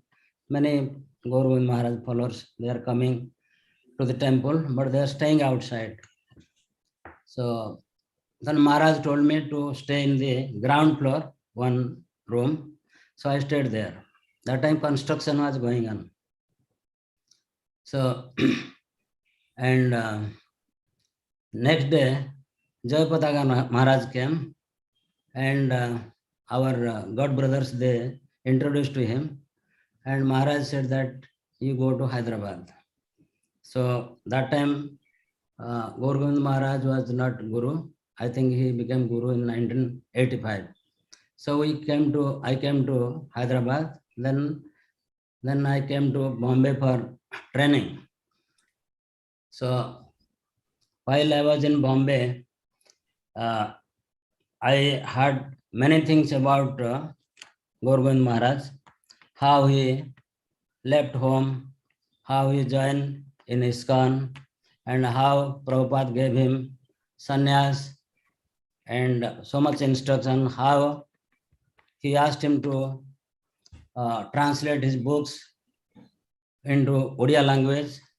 So then I heard that Maharaj was doing preaching and going in a bicycle with Sachinandan Prabhu for preaching. There is no facility, and it was kind of jungle, only snakes and scorpion are there. So one day, Srila Prabhupada in 1977, he came to Bhubaneswar, I think in January, and he went from Juhu to Bhubaneswar. So Prabhupada asked him, why you are not translating books? So Maharaj said, I have to manage, I have to do everything, I am not getting time. So Prabhupada said, no, this is not a big thing. You just put somebody else. He said, there is nobody to assist me.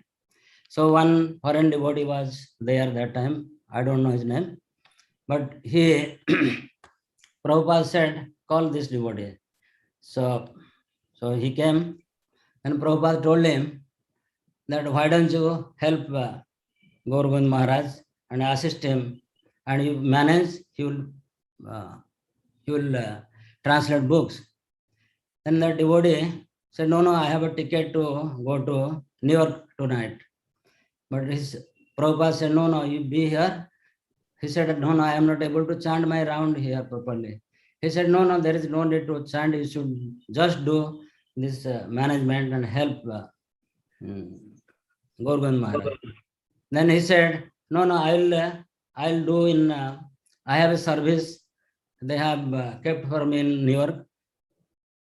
Then Prabhupada said, no, you don't have to go. I will tell them. Then he said, I don't like the GBC here. He said, I will replace the GBC, but you must hear. So he had no other alternative. Then finally he said that I will. Then he was bound and he stayed in Bhubaneswar temple. And then after that, Gour Govinda Maharaj got a lot of time to translate books. So in 19,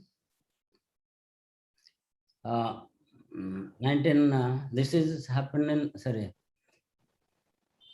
So Maharaj was translating his books in Odia language. And then Maharaj, after that, in about 86 or 87, I think, he started coming to Juhu when he started going to West for preaching. Europe, America, Australia, and South Africa, Africa. So he was going through Bombay. So that time I got opportunity. We actually, many devotees here, because Maharaj is such a great preacher and a great sadhu. So we always hankering to hear his lecture and see him. And since he was from Orissa, same culture, and I have so much reverence for him and devotion for him. So Maharaj started coming here. So whenever Maharaj comes here, we used to have very nice feast for him, like Odia style prasadam, and we offer him. And many senior devotees, even Prabhupada's disciples, they were there that time. So we are waiting when Maharaj take prasadam, and after his favorite prasadam is rice, dalma, and chena, which is called cheese. And we cook, Maharaj take, and everybody get his remnants. So one time Maharaj gave class, because next day he was leaving to Bhubaneswar, so he was not able to give class, Srimad Bhagavatam class. His class was arranged Bhagavad Gita class in the evening. So while Maharaj told that he agreed to give class, and that day we had some program in the South Bombay. So Devakinandan Prabhu told me that he must come. But Maharaj told me that he be there in the class. So while I couldn't decide, because Devakinandan Prabhu is very forceful, and finally I just left with him to that program. So next day when I met Maharaj, I was feeling very remorse. I was feeling very bad that Maharaj came and I am not able to hear his lecture. So I was just begging forgiveness to him. So he didn't, he said, okay. Then one time he was giving Bhagavatam class. So M.V.Sc. Maharaj and Narad Rishi Prabhu, they were sitting in the front.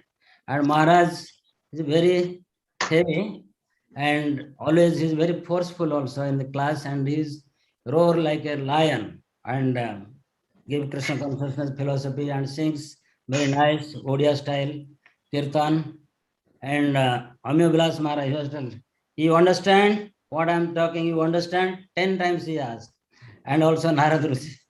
So they are very much scared, but it is style of Maharaj to convince people, and he just make other also convinced about his speaking and his philosophy, what he taught. And one time Maharaj was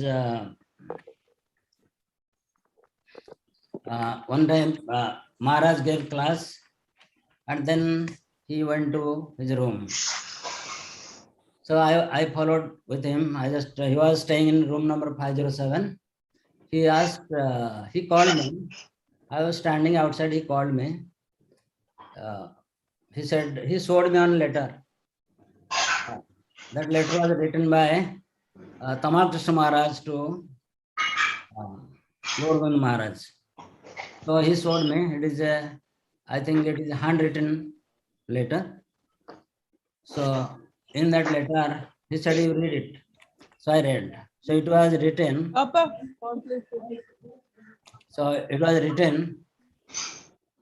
My dear God brother, Gour Govinda Swami, your last visit to America, you came to Dallas Temple. In Dallas Temple, you gave many classes. After, when you left Dallas Temple, so many of my disciples, they just went with you, and wherever you tour in America, they just they went with you and hearing your lecture and your association. And I was very pleased, but I was not able, I didn't know that you are coming. Otherwise, I would have stayed there. But it is a great, it is very good that you are coming to. And he said, another thing he said, actually, you have been in Bhubaneswar temple, you took very great austerity and did big tapasya, and that is the result we are getting now. And whatever instruction of Srila Prabhupada and whatever you studied, everything you are just giving to everybody now throughout the world. Then he said, then he wrote that in your next visit, when you come to America, please let me know so that I will also stay and I will travel with you. So he showed me the letter. So nice. Actually, I'm feeling very happy because Tamal Krishna Maharaj is also very, very, dear to Srila Prabhupada, and his achievement, we cannot even describe. So much he has done for Srila Prabhupada. And when I saw the letter from Tamal Krishna Maharaj, and my respect to Tamal Krishna Maharaj as well as Gour Govinda Maharaj has increased like anything. So that is one of the, when he was there, that's what, and he one day, Giriraj Maharaj is here, I just want to tell. So Giriraj Maharaj, I think he just came from South Africa, and Maharaj also came in the same flight. And Maharaj, we took him, I went to pick up. Generally, when Giriraj Maharaj also come, I also go. But that time, because Maharaj came fast, Gour Govinda Maharaj came in the wheelchair. So we brought him and brought to the temple. So next day, Maharaj was living somewhere. Sorry, it is not from, actually, this is another incident. I think he came from Bhubaneswar to go abroad. So Giriraj Maharaj was there that time in the temple. So Maharaj, after Maharaj gave class, means Gour Govinda Maharaj gave class. So Giriraj Maharaj called me, he said, can I please tell Gour Govinda Maharaj to, I want to meet him. So I went and asked Maharaj. Maharaj said, unless I translate my book, I will not meet anybody. So then I called Maharaj. Maharaj said, okay, after translation, he would speak. Then I told him, he said, no, I will take prasadam. So Maharaj told that while taking prasadam also I will meet. He said, no, while taking prasadam, I don't talk. So like that, some or other, then he said he took rest and he left. But I know Maharaj couldn't meet. But the thing is what their god brothers and whatever relation they have, it is very, very unique. And many months book, what Giriraj Swami wrote about Maharaj, Gour Govinda Maharaj, so wonderful, so nice. So that is, we should learn from their love and affection between the god brothers. So then in 1996, he also came from abroad, and that is Srila Prabhupada centennial year. And Maharaj came to Bombay and he stayed. One day next morning, he couldn't give class, he went to airport. Maharaj used to go to airport, 2 hours before. He used to sit there 2 hours, but he'll never go last moment. And so we went to see him up. And Maharaj told that you all Odia devotees, please come and help me in Bhubaneswar temple and preach there. But then that same year, Maharaj in Prabhupada centennial, the Bhubaneswar temple organized a very, very big program where many dignitaries, Gajpati Maharaj, Puri, he also attended. Maharaj, Gour Govinda Maharaj, he spoke many days there, and he was speaking in Odia language, and thousands of people are attending, because Maharaj became so famous and so many Western disciples are there, and Maharaj was speaking so much shouting, roaring, and definitely many people after that became devotee or follow Krishna consciousness. Just right after that, Maharaj went to Mayapur to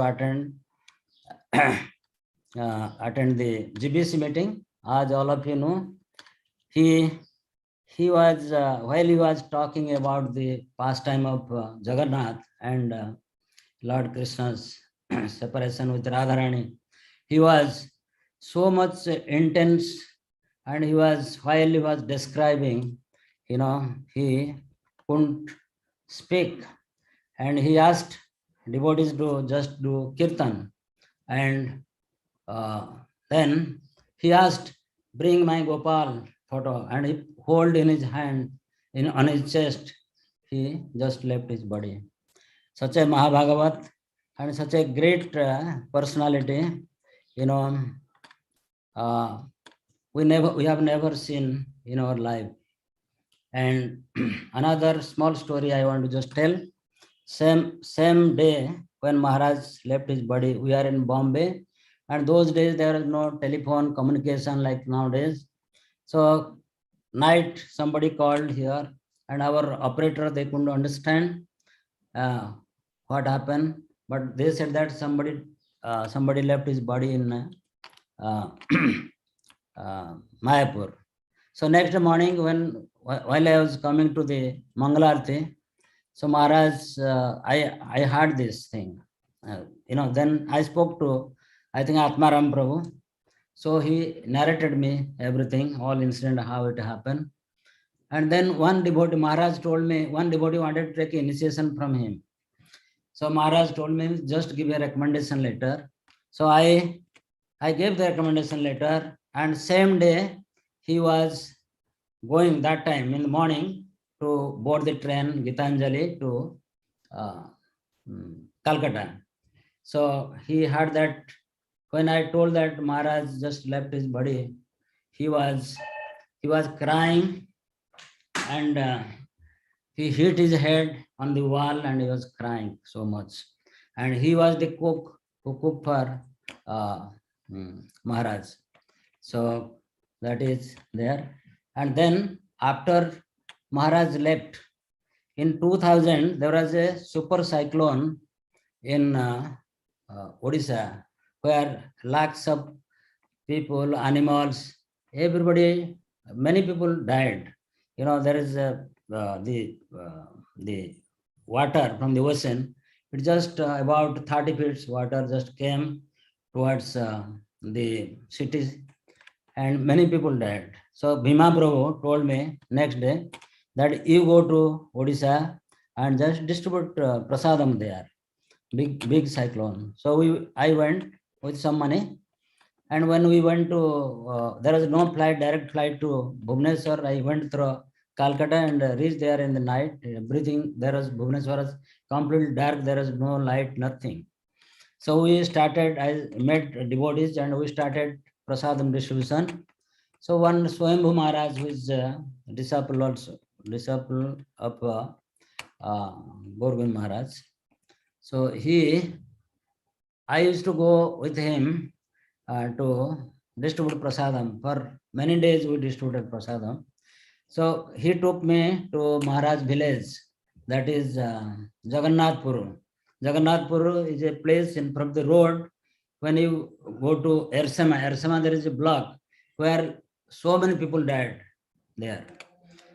So we used to go for prasadam. So he took me to Maharaj's birthplace, and all his house, everything except one well, everything was devastated, everything fell down, nothing was there. And Guruma means Gour Govinda Maharaj ex-wife was shifted to Bhubaneswar temple. And so then after we met, after we went to all the places, one Muslim fellow who was, Prabhu, I am giving class, don't Zoom, I am giving Zoom. Please don't come. Just wait for 10 minutes.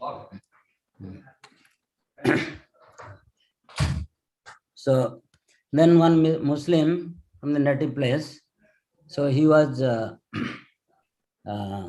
he narrated about Gour Govinda Maharaj from his childhood, and how he just went to, and how he is such a nice devotee from his childhood. So nicely, although as a Muslim, he was described very nicely. And whoever comes there, I think Madhavananda Prabhu must be knowing, whoever goes there, so he always like a guide, he speak about Maharaj. One thing I left, where Maharaj was, when Maharaj was teacher, before he joined in ISKCON, so he was teacher, the school where I was studying, in there is a place called Ongol town. So Maharaj was teacher there.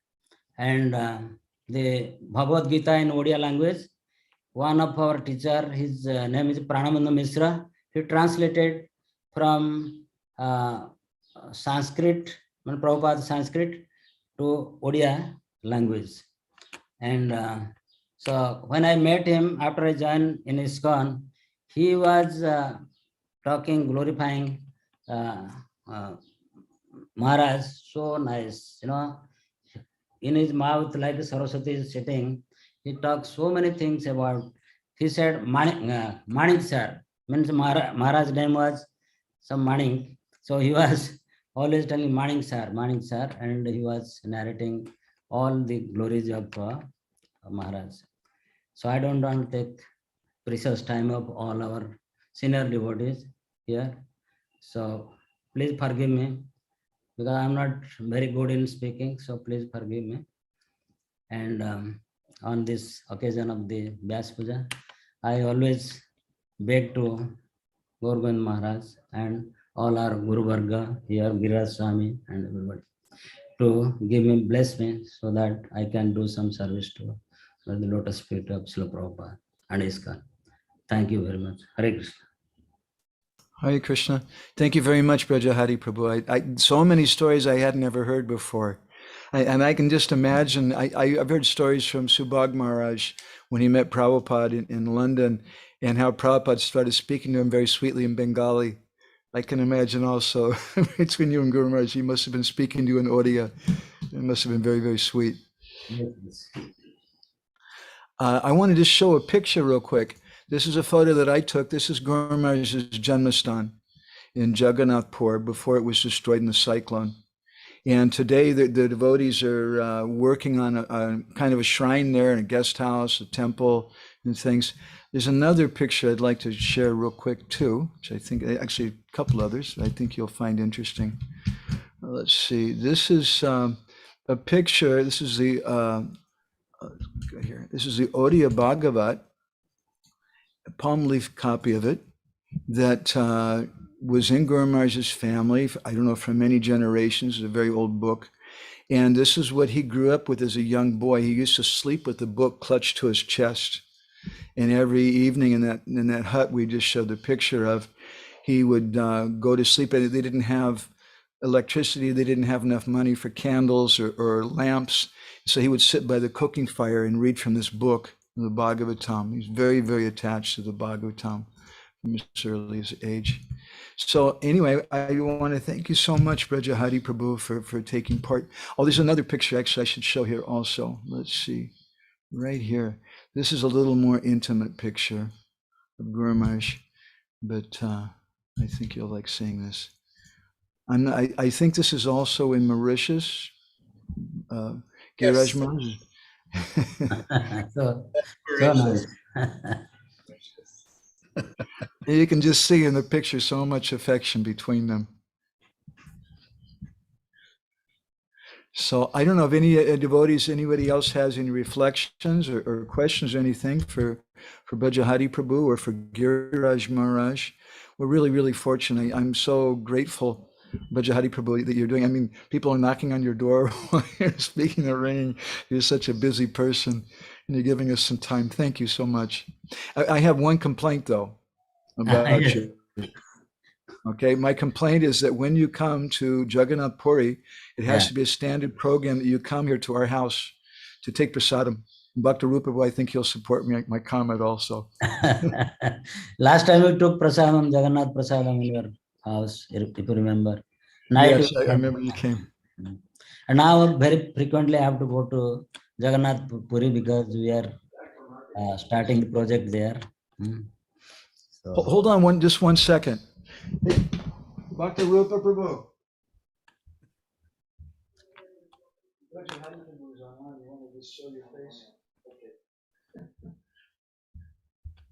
Sorry about that. Bhakta Rupa just came up to my office for a second. He's going out. He said, anyway, yeah, please come. And we're also very interested to see what's going on here in Puri and any way that we can contribute or support the project here. It's really important. Yeah. Consider us a team member. Thank you. Thank you, Prabhu. Hare Krishna. Okay. Hare Krishna. If anybody else has any reflections or comments, you can share something. Otherwise, I'd like to go back and show another video of our Guru Maharaj. This is something that he spoke. They titled it The Mood of Humility. And it's very, very sweet. But this is just a few minutes long.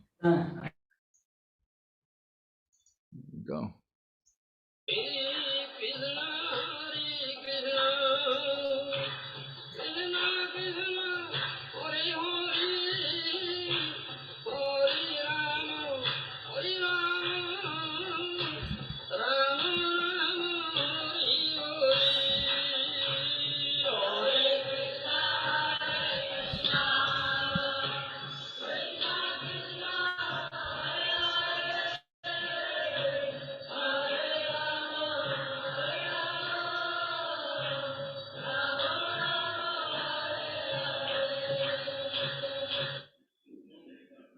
You see, if that pride inside you don't express it, always fill yourself with love or humble, with pridelessness.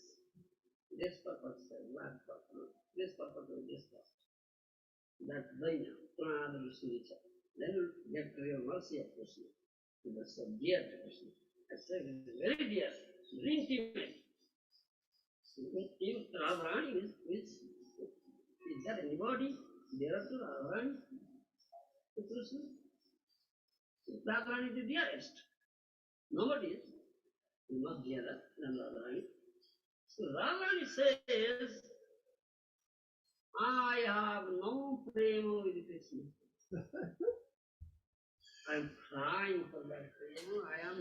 Krishna Das is very low made servant of Krishna. Radharani said that. You understand? Why you feel such pride?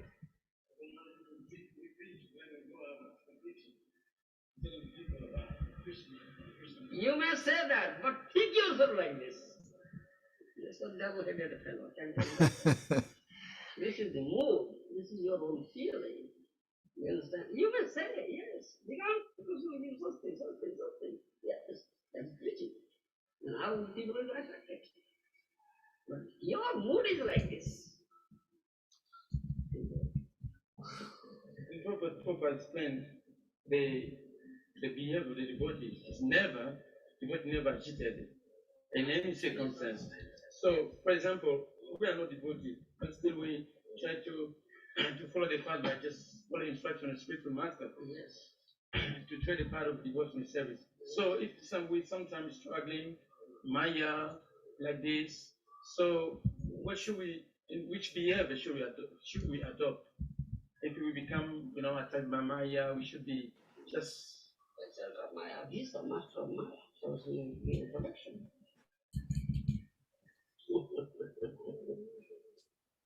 But it still Maya me tantanti. When you surrender unto me, Krishna says, then you conquer Maya. So, Mahatma says, don't be afraid. I am with you. I've given you this unfailing weapon. Hare Krishna, Krishna Krishna, Hare Hare, Hare Rama, Rama Hare Hare.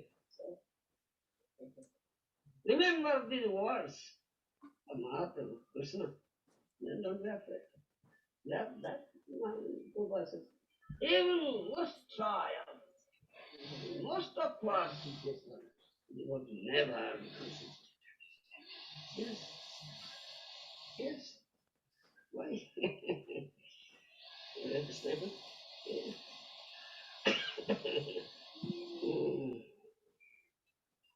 Completely surrender unto Krishna. And Krishna has promised. Kaunteya prajani nami bhakta pranasya. He has promised. Arjuna, I give protection to devotee. My devotee never perished. One way is not devoted. The professor is devoted. Yes, that is our humility. I am no devotion, I am not a devotion. Completely dependent on your mercy. All nasty things in me, and so fast, I am so stupid, great thinking person. I have committed so. There is no such sin in the world that I have not committed. Still, you are my Lord. Still, you are my Lord. Dunya marna. Still, you are my Lord.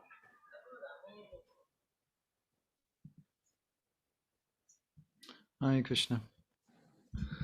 So, looks like Braja Hari Prabhu had to go. I'm very grateful to him for taking part. I'd like to, we have another video, I'd like to show it right now, of Gauranga Prabhu, who, those of you who don't know Gauranga, he's becoming very well known. He's also from Mumbai, and he's a disciple of Radhanath Maharaj, and he's now, I don't know all the terms they have for everybody these days, but he's working with the GBC here in Puri, actually. He's also in charge of the Govardhan Eco Village, and he's in charge of the Bhaktivedanta Research Center, which we're a part of now here in Puri. We have we call it GORA, the Gaudiya Odia Research Association. It's a branch of the BRC, not technically an ISKCON project, but pretty much all ISKCON devotees.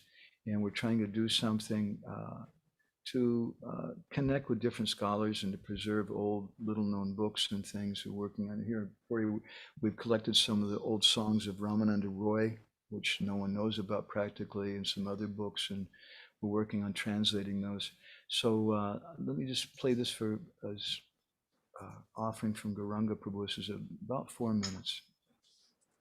Hare Krishna. His Holiness Srila Gour Govinda Swami Maharaj ki. I'm very honored to be speaking about Gour Govinda Swami Maharaj.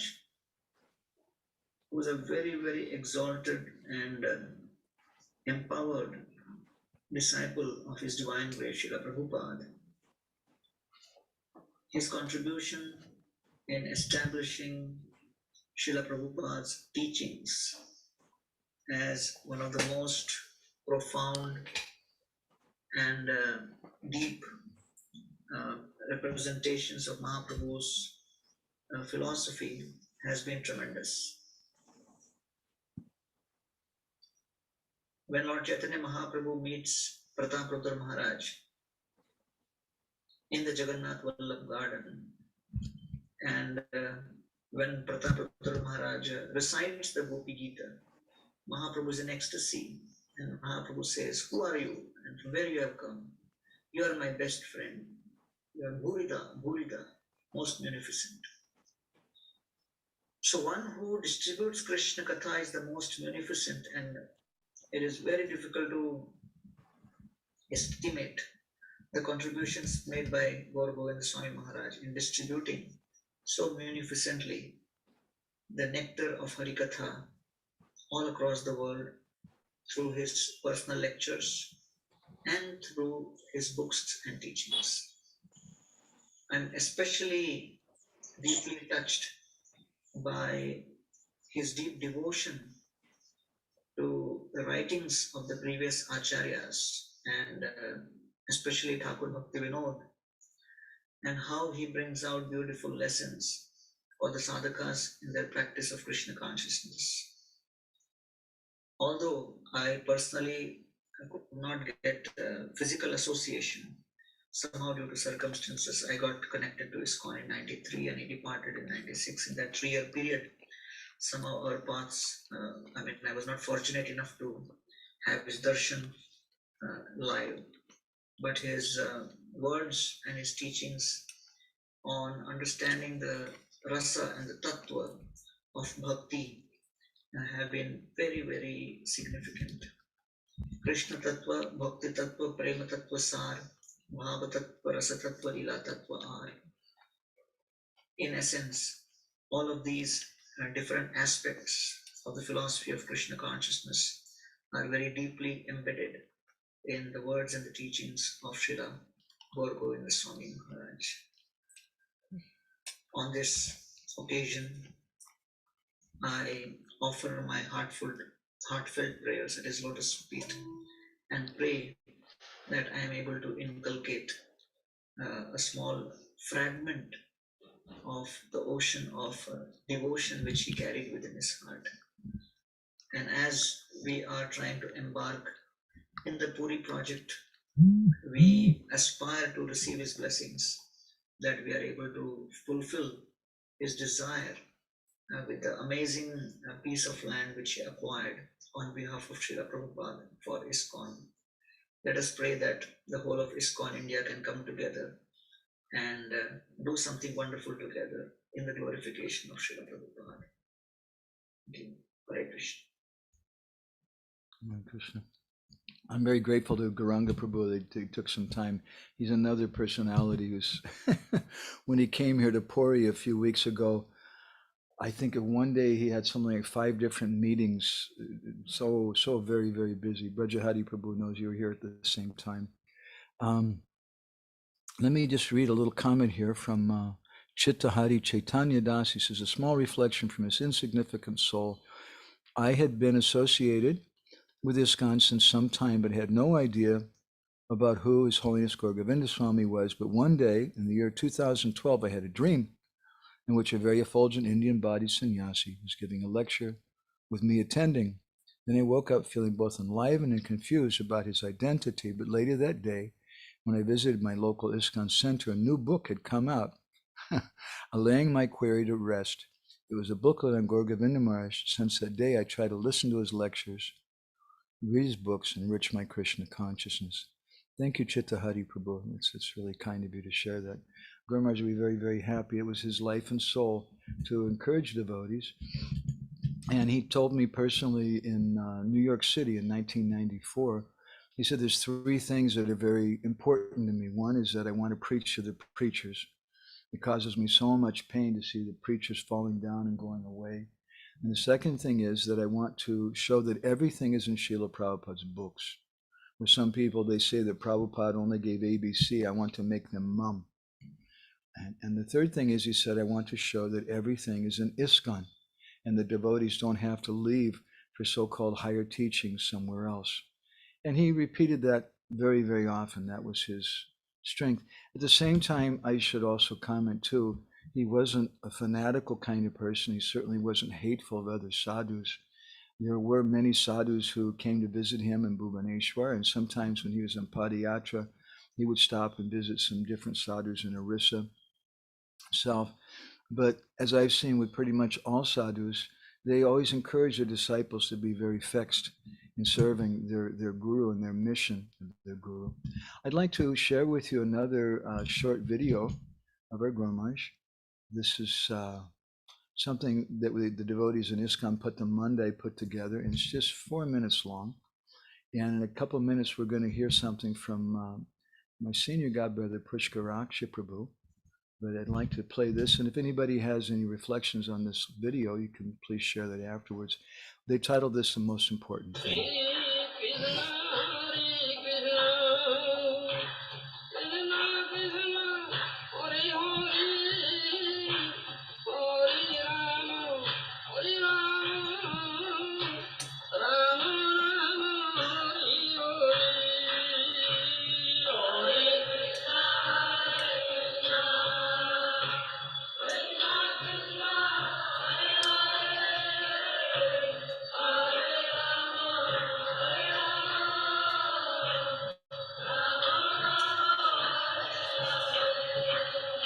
And most important is sadhu sangha. You understand? Sadhu. Sadhu means sadhu in true sense, not hypocrite sadhu, not bogus sadhu, real sadhu. You understand? Guru means guru, is heavy, not laghu. This specific words have its meaning, weight. You understand? Yes, you should understand.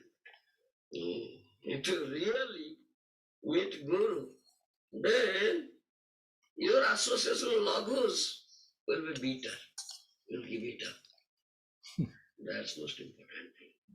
You are associating with material poets, material politicians, material leaders, materially wealthy persons, materially learned persons, like that. They are laghus. When you associate with the real sadhu and get his krupa, then automatically this will taste bitter to you. You will no longer like to associate with him. You understand? Yes. So you should associate with such guru, such sadhu, with a real sadhu. You understand? The sadhu krupa, the mercy of sadhu, is very powerful and most important thing. Vaishnava krupa tahe sarva siddhi. If you can get mercy, krupa means mercy of Vaishnava sadhu, then all perfection will achieve. You understand? All perfection, sarva siddhi. This is the most important thing, sadhu sangha. Real sadhu. Sadhu in true sense, dharma sense of the term. You understand? Not hypocrite, bogus sadhu or politician. No. Only posing like sadhu, not real sadhu. You understand? That's most important. If that sadhu will cast his glance, merciful glance on you, got.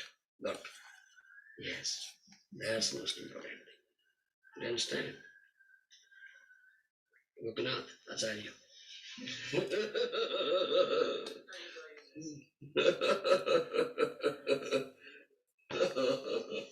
Yeah, that's most important. That's most important. You understand? Yes. Most important. And I told this morning, develop greed for such type of sadhu sangha. Yes, that's greed.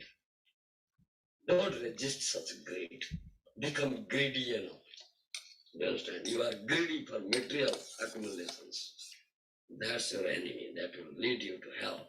But now become greedy for this. So because to have such type of sadhu sangha. How can I get? How can I become greedy? That's needed only. You understand? Yes. Develop such greed.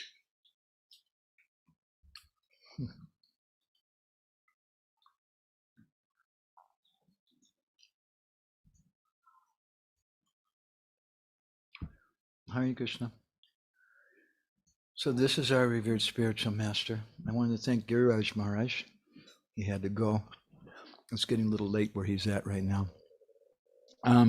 Surat Janavi Priyadasi wrote, is there any book on Maharaj's biography in detail? I've read Gopal Champa, which is amazing and miraculous. I read his books, which I request you kindly give me an opportunity to share my I read his books, which are very nourishing and clear in Siddhanta with the element of love. We printed I compiled this. This is a book called When Good Fortune Arises. And the first half of the book is things about Guru Maharaj's life, and I tried to let him speak for himself whenever we could, or other devotees' remembrances. And we want to work on another edition of it. I'd like to add some of the things Brajahari Prabhu just spoke about, the very nice remembrances. And in the second part of the book, it's all his teachings. The book, I wanted to make this in such a way that it wasn't just a memory book, but it was something as much as we can to be living. And Guru Maharaj spoke very much about this principle of when good fortune arises, and it arises when we meet sadhu. So we wanted to write something about that. And we wanted to also include his teachings. And as he would comment many times that when nothing else is there, he was just speaking just now about sadhu sangha, when nothing else is there, then we can have the teachings, we have the books, we have the recordings and things like that. Mani Gopal Prabhu just wrote something. I can send you that video, Prabhuji. And let's see, Hemanga Chaitanya Prabhu, written, this is, Hemanga Chaitanya Prabhu's commented, he said, he'd like some minute. We've got another few minutes. We're supposed to hear from Pushkaraksha Prabhu, my senior godbrother, who I see has been present during the session. Pushkaraksha Prabhu is the first Western devotee who came to our Guru Maharaj, although he wasn't actually the very first to get initiated, but almost. That was a little twerk of fate. Maybe he'll say something about that. So, Hemanga Chaitanya Prabhu, if you'd like to say something, you can. Okay. Later on, after him, I will tell. No problem. You can go ahead if it's short. If it's like 5 minutes or 10 minutes, you can go ahead now. It's only 4-5 minutes only. Sure. Okay. Actually, I am from the Sham. There's just now, I think, Radha Gaur Prabhu. Actually, he sent me, and then because I am basically, I'm trying to help in preaching mission. Actually, I'm basically a little bit. I'm trying my best to preach. So generally, when I was working in Sham Desh in Sharjah project, actually, I'm a civil engineer. So it was very tense, situation always in the civil engineering, the projects always tense situation. So I used to think that what to do. Then suddenly one day I just got this thing on the net, his lecture, Gour Govinda Swami Maharaj lecture, and just I start hearing, and immediately my mind calmed down immediately. All my tension, everything, all worries totally finished. So after that, then I was daily listening his lectures, and then really means I stood and whatever he then I remember he told the story about that how is Narsi Mehta story, that how his daughter got married and how Krishna took care of the daughter's marriage and everything, and he was always tension free and no worry, nothing. So that's why really whenever I was getting opportunity, whenever I was in tension, always I listen his lecture, and I found that all tension goes, plus my chanting quality also improves. I used to get up automatically. I will get up in the morning, and my chanting was so wonderful. The quality improved like anything, and full day I was feeling blissful and cheerful. So really, I am shall be grateful to His Holiness Gour Govinda Swami Maharaj for his special mercy, actually that which has coming through his lectures. So still I am in touch, and still I tell all about his pastimes in my lecture, because daily I am giving online classes here, and then almost 150 people daily attend the class since 1.5 years when they started our this thing, Corona, because of lockdown started. The same day we started the lectures. I started online classes, so always I quote his quotations and his about leelas and all these things about his surrender, how much he was surrendered soul. So many his leelas also. So really, I am inspired by his. Till now, always I remember it how he was so simple, and then very pure. And then I heard also that what I read about his history. And sometime where my wife, she was always telling me something. Then always I quote, seeing Gour Govinda Maharaj in his biography, how he was chanting in the morning and he was getting up and all these things. Then she gets convinced, yes, because I have to go on the duty early in the morning. So I tell that my wife that early in the morning time is very important for chanting. So I just brush the teeth and then I will immediately start chanting. But she was always telling, no, you should take bath. I tell bath, then again 2 times I cannot take bath because I have to go on duty early in the morning. Very hectic schedule. Then one day when I was reading this biography, I showed, see, even the Gour Govinda Maharaj, he was getting up and he was first trying to finish the chanting. So like this, so many realizations are there, of course, but time is limited. I got so many things are there which really inspired me. And then always I, remember him always that, yes, the way he was become a wonderful devotee. And then he was not a devotee, he was acharya actually, you can say. He's a acharya, I consider him like he's acharya of our ISKCON. So at least some few drop of that mood, the way he was serving the Srila Prabhupada, I want to get also some few drop of that mood. Thank you very much. Thank you very much. Thanks a lot. Thank you very much, Hemanga Chaitanya Prabhu. I really appreciate that. It's a powerful thing for me to see the devotees can associate with a sadhu who's not present. I can tell a little story about this. After Guru Maharaj left, we printed some magazines, our Krishna Katamrita magazine that he instructed us to make. We printed in Malaysia, and they were shipped to India. And I went to pick them up at the Kolkata docks. And I didn't realize what a complicated thing it was to do that. Usually it takes about 3 or 4 days or a week to get these things out, and that's for a local person. But we went there and somehow we got it out in 1 day, and the whole day, I don't know how, but I was praying to Bhaktivinoda Thakur like anything, just remembering Bhaktivinoda Thakur. And similar to your comment, I really felt his presence. And many devotees have also told us about our Guru Maharaj that I felt his presence, reading his books, taking his teachings. And I think Guru Maharaj must be very pleased with your comments, Hemanga Chaitanya Prabhu. Thank you very much. If you come to Jagannath Puri sometime, please come and visit us. We'd love to see you. Hare Krishna. I can't hear you. You're muted. Sorry. You're staying there in Jagannath Puri? Yes, Prabhuji. Okay. So anyhow, but how to contact you? I don't know, because actually it's a due. Actually, we wanted to come, my wife and myself. We wanted to come there. Actually, we have never been in Jagannath Puri, but we are planning to come there. Well, I'll send you a private message with my email address. Email address and your mobile number better. Okay. Okay, I'll give you my WhatsApp number. Then that's the best way to contact me. That's the best way. Okay. Thank you. Okay. Thank you very much. Okay, so I'll do that in just a minute. And right now I want to introduce a special personality. He's my Borobai, my older god brother, Pushkaraksha Prabhu. And he has some very amazing remembrances. For me, when I met Guru Maharaj, it was 1991 when I first met him. And then I came to Bhubaneswar in 93. And by that time, there were many Western devotees there, and it was a different kind of situation. But when Pushkaraksha met Guru Maharaj, I think it was 1985. You'll tell us in a minute. And that was Guru Maharaj's very first trip to Europe. It was the first time he'd flown on a plane. And it was really an East meets West kind of moment. He was a very, very different person in ISKCON. And Pushkaraksha was very fortunate to be there at that time. I have some photos of him. Let me share a picture or two. Pushkaraksha Prabhu and Guru Maharaj here. Let's see. when our Guru Maharaj came to France, Pushkaraksha Prabhu had the good fortune of being his translator. And this is one of the pictures. Guru Maharaj watching him, looking at him while he's translating there. And let me see. I have another picture too also. Let's see.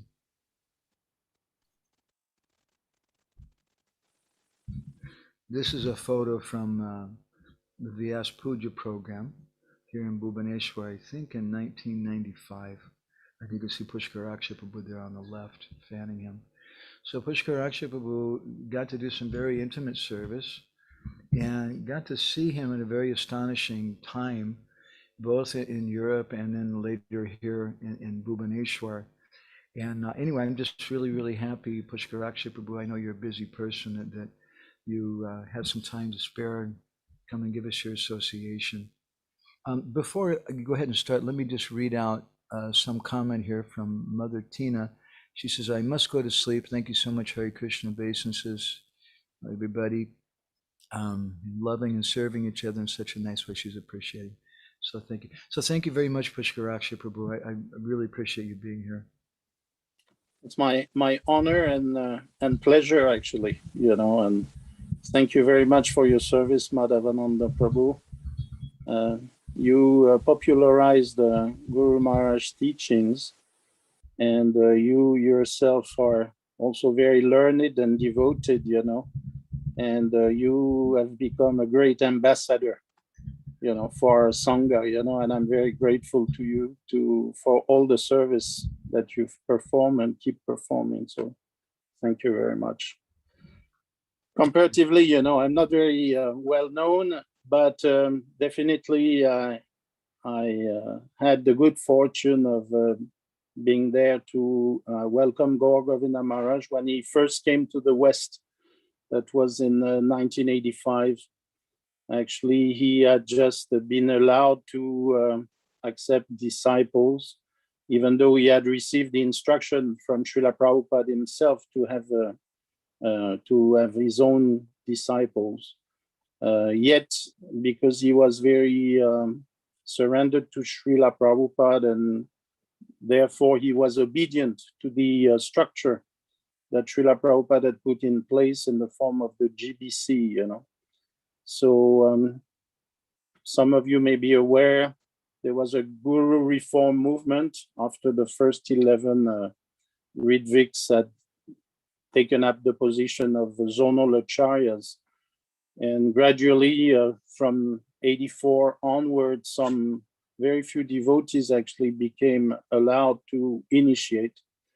And in 85, so amongst the first, Gour Govinda Maharaj was one of them. So there was actually a group of Odia devotees who had been waiting for him to be allowed to formally initiate. And they took initiation that year in 85 on the holy appearance of Lord Nityananda, actually. And we know that Srila Prabhupada also laid the cornerstone of the temple in Bhubaneswar on that occasion, also on Lord Nityananda's appearance. So which made our Guru Maharaj say that Nityananda Prabhu has bestowed a great mercy, in this dham, and Srila Prabhupada also left his mercy, with Gour Govinda Maharaj, actually. That was the last founded temple project by Srila Prabhupada, So there was in India, in Orissa, in Bhubaneswar, which is the capital of the state, And also it was significant because, as you know, the Western devotees are not allowed in the Jagannath Puri temple, and Srila Prabhupada installed Lord Jagannath in Bhubaneswar, and we perform Ratha Yatra every year. So definitely that was a way to show that Lord Jagannath has mercy, on all living entities, including the non-Indian members of the human community, So in that way, I was very fortunate, to greet Gour Govinda Maharaj. And as Madhavananda Prabhu said, I was invited to become his local servant during that fortnight of his stay in France. And that's the time when we established our relationship. I'd been in ISKCON for 5 years, so I was actually waiting to meet my guru. I had not accepted initiation prior to that from any of the current initiating gurus. And I was waiting for a Prabhupada disciple whom, like Madhavananda said, who was like Prabhupada, so to speak, in a way, that which means a pure devotee, which I could recognize in the person of Gour Govinda Maharaj very quickly, that he was a real sadhu, real pure devotee. He is like Prabhupada said about his Guru Maharaj, he's a Vaikuntha man. Actually, I would even say a Goloka Vrindavan man, an ambassador of the spiritual world, And so this is our good fortune, all of us, like our generation of second generation devotees or third. We have not necessarily met Srila Prabhupada personally, but we learned from Srila Prabhupada through his teachings, and we're fascinated by his life story and his achievements. And in the same way, all the non-envious, nirmat saranam satam, non-envious and honest devotees can appreciate the qualities of a sadhu, of a genuine Vaishnav, and this is very soothing for the heart to see also God brothers of our Guru Maharaj appreciate him and glorify him, like Giriraj Maharaj was doing this morning, because we've gone through a period of time while Gour Govinda Maharaj was present when actually he was not necessarily understood properly. And I have to confess that maybe sometimes some of his disciples were a bit over enthusiastic in preaching his glories, which was not universally appreciated by everyone. So that was a bit of an embarrassing situation, in the sense that I think Madhavananda also published one time an article which was named Hide Your Guru. So we also have to preserve the wealth of a, prema bhakti, pure bhakti, in the sense that we say we don't throw jam or jelly to the swine, So it's not for everyone to appreciate the qualities of a pure devotee, because some people are competing, some people may be envious, in the same way that we shouldn't preach the glories of the holy name to those who refuse to chant it or who are faceless, So we have to be careful, because this is a treasure, This is a treasure. So Gour Govinda Maharaj is a gem, definitely, amongst Vaishnavas and in our Sangha of ISKCON, He's not the only pure devotee, I'm not saying that, but definitely he's outstanding by his life, his purity, and his mercy as well, his kindness, And I cannot just speak without mentioning one of his disciples, whose name is Yamuna Devi Dasi, whom I had the good fortune also of being the husband. We got initiated in 1986 in Orissa on Ram Navami, both of us. And actually, I want to mention about her because she became a pure devotee. And our Guru Maharaj testified it, And he said she went straight back to Krishna. And he said, my mission as a guru is fulfilled, is successful, because one of my disciples has gone back to Krishna. And it's a long story, but to make a long story short, Yamuna Devi Dasi displayed the symptoms of a pure devotee, She constantly had the holy name in her mind. She said, even at night when I sleep, I hear the holy name. And Guru Maharaj said, so you see, this is samadhi. And she had a vision of the spiritual world where she was going, you know. She was basing with Srimati Radharani in the water of mercy. And she said, oh, I didn't know it existed, the water of mercy. And Guru Maharaj commented and said, oh, you see, she had a vision of where she's going. And Prabhupada appeared to her. She had the darshan of Krishna, who came twice to her to comfort her. And when he left, she cried like anything. Why did he go? Why did he go? He was here. He was here. So I want to mention about her because that is also a living example of the Shakti of a pure devotee, of a Guru Maharaj, of a spiritual master. It's not just theoretical. I remember in 1986, when he was coming back for the second time in France, one devotee objected, you know, he thought, a Prabhupada disciple actually, but who was somewhat envious, you know, when Guru Maharaj was speaking of the qualities of a guru, that devotee interpreted that Guru Maharaj was bragging about himself, because there could be a confusion. You say, you have to accept a pure devotee, you have to accept a guru who's a sadhu, etc. And then you're in a position of being a guru, so some people may wonder.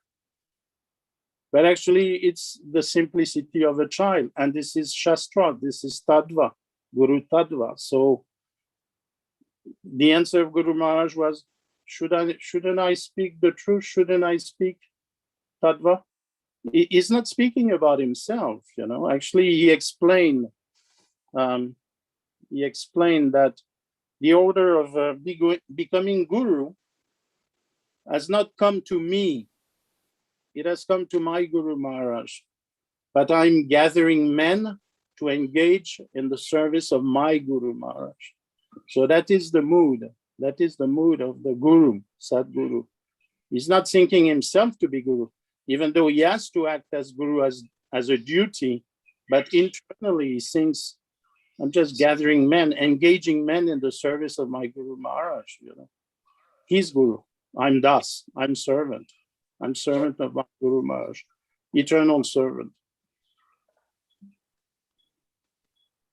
Just like Prabhupada said as well, you know, I'm just, you know, you all came to me. Ogiraj Maharaj, Jai, we're happy to have you back. Jai. I wanted to thank you personally also. I mentioned a word about it earlier, but I wanted to thank you personally about your appreciation of our Guru Maharaj. This is very soothing for the heart to see God brothers glorify each other without envy and deep love and appreciation. So thank you very much for the example you're setting. Thank you, Maharaj. You're muted, actually, if you want to say a word. Yeah, I've been hearing your whole talk. I was listening to all the other talks, but I had to leave my my desktop computer, so I was listening on my iPhone. And but yeah, it's amazing what you were saying about your wife Yamuna. It's like completely amazing. Yes, it is actually. It is. And it was my good fortune to actually serve her, assist her, you know. And you know one thing, she actually got cancer. So she asked Gour Govinda Maharaj, she said, is this due to karma that I got this disease? And Gour Govinda Maharaj answered and said, no, actually, you must have full faith in my words. Krishna has personally given you this disease. He says there's no more question of karma because you took initiation. So he said, if you accept this disease as Krishna's mercy, you will become eligible to attain his lotus feet. Otherwise, you don't. Hold on for 1 second. I want to show something I think you'll like. This is a couple of photos. This is on the right, this is Jamuna. And in the middle, this very handsome fellow, that's Pushkaraksha Prabhu. And I think this is his brother on the left. And there's one other photo I'll just show you real quick. Sorry to interject, but I thought the devotees might like to see her. This is the only photo that I know of Guru Maharaj with Jamuna, but you can't see all of them together. You'll see what I'm saying in a second. It's Guru Maharaj's lotus feet and Jamuna putting her head at his feet there. So yeah, actually, at the time that's the time when Guru Maharaj told her about having received this disease from Krishna personally, you know, and that she had to accept it as his mercy, you know. So actually, she couldn't even bow down at that time. That's how far down she could go, and she touched our Guru Maharaj's feet with her hands, you know, and put it back to her forehead, you know. So she was very stoic, very courageous, and very surrendered. And I had told her that both ways we can be successful. You can be successful. It's either you get cured from this disease, and then it means you have more time to serve Krishna and Guru in this body. Or if you remember Krishna at the time of death, then that is success. Antakale Narayana Smriti. So actually, that's what happened. You know, she left chanting the holy name, and it so happened that her mother and father had come, and they were on both sides of the bed with me, and we all were chanting together Krishna with every breath, you know. And she left with the name of Krishna on her lips, you know. And Gour Govinda Maharaj, you know, sanctioned her departure, you know. And before leaving, she had asked, you know, a couple of days before, she had me ask, she would like to know her relationship with Krishna. And Gour Govinda Maharaj said, oh, she's a Gopi Manjari, eternal maidservant of Srimati Radharani, you know. So Prabhupada said, this is practical, you know. Susukam kartum avyayam. This is a joyful process, but this is also practical, you know. And we must have full faith, you know, that there's success for us at the end of the road, you know, maybe at the end of this lifetime, or maybe in 1 or 2 more lifetimes, depending on each of us, depending on the degree of purity, possibly, but also depending on the service we have to perform, you know, like some devotees may come back to continue serving their disciples, you know, liberating them, like Giriraj Maharaj was disciples, you know, and some other gurus. So it's a big duty. And serving Srila Prabhupada, you know, because there's a bond of love, you know. I remember when I was about to leave Bhubaneswar in '86, you know, I expressed the sadness that we had to go, you know. And Gour Govinda Maharaj told me, he said, this is an eternal loving relationship. This is not dependent on time and space. And he added, he said, you should think about this very deeply, Pushkaraksha. So actually this has sustained me throughout the years, you know, because not only was I serving abroad sometime, but also after his physical departure, definitely, you know, we feel the separation. But this is the paradox, because at the same time, there is union, you know, union in love within our heart, like the inhabitants of Vrindavan, when Krishna leaves, still they're with Krishna because he's so present in their heart, they cannot forget him. So actually the love in between the disciple and the Sadguru, like the disciple of Prabhupada must have with Srila Prabhupada, like we have with Srila Gour Govinda Maharaj, or with the pure devotee as it is, not necessarily our guru, but another pure devotee, because it is explained that the separation from the pure devotee is the most painful. There's nothing more painful than the separation from the pure devotee. So we're suffering the pangs of separation. But at the same time, if we remain united in love and in service, we also can expect that our Guru Maharaj may, on his own, because he's a liberated soul, he's a Nitya Siddha, he has the capacity to communicate with his devotees, with his disciples, with whom who aspire for his association, for his instructions, So he can directly communicate after he's physically leaving this world and this body. He can still communicate, and enter the life of his disciple and guide his disciple. Like Srila Prabhupada said, I have only accompanied my spiritual master to the United States, So he was constantly feeling the presence of his Guru Maharaj. In the same way, we saw this morning Gour Govinda Maharaj comment in the same way that, no, don't tell me my Guru Maharaj is gone. He's not there. Yes, he's there. I see him. I can speak to him. I get his guidance. I get also maybe his chastisement, rectification, do this, don't do that, And this is the experience of the disciples, that they can carry on, because it is an eternal loving relationship, So the Guru has a duty to liberate his disciples, As long as the disciple cultivates that love, that loving bond, it's eternal, Like Guru Maharaj used to say, you must bind Krishna in your heart with the rope of love.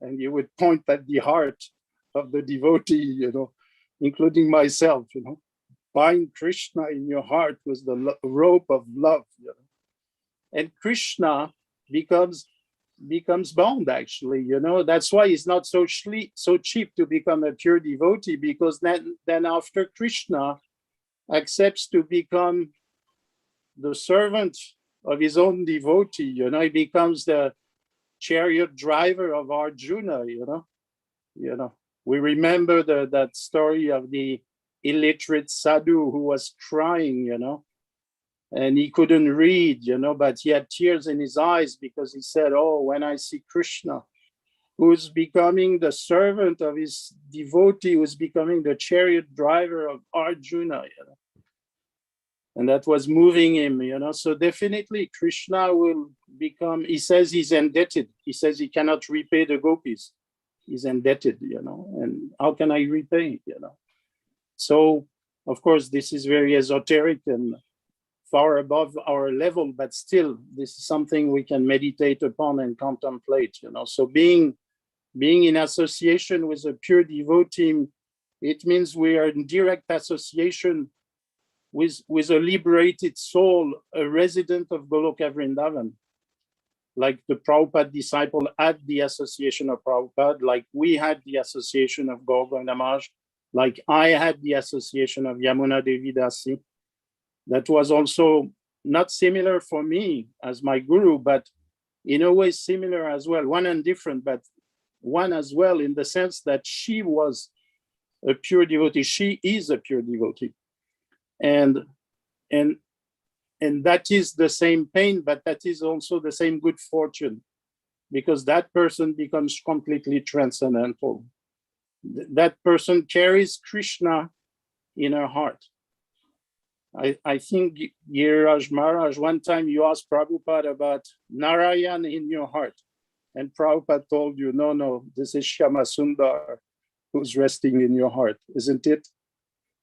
Yes, I suppose. I heard that, or I read that. Yeah. Yes. So this is the sadhu. That's why the sadhu becomes he goes to the tirtha, and actually he purifies the tirtha. And we should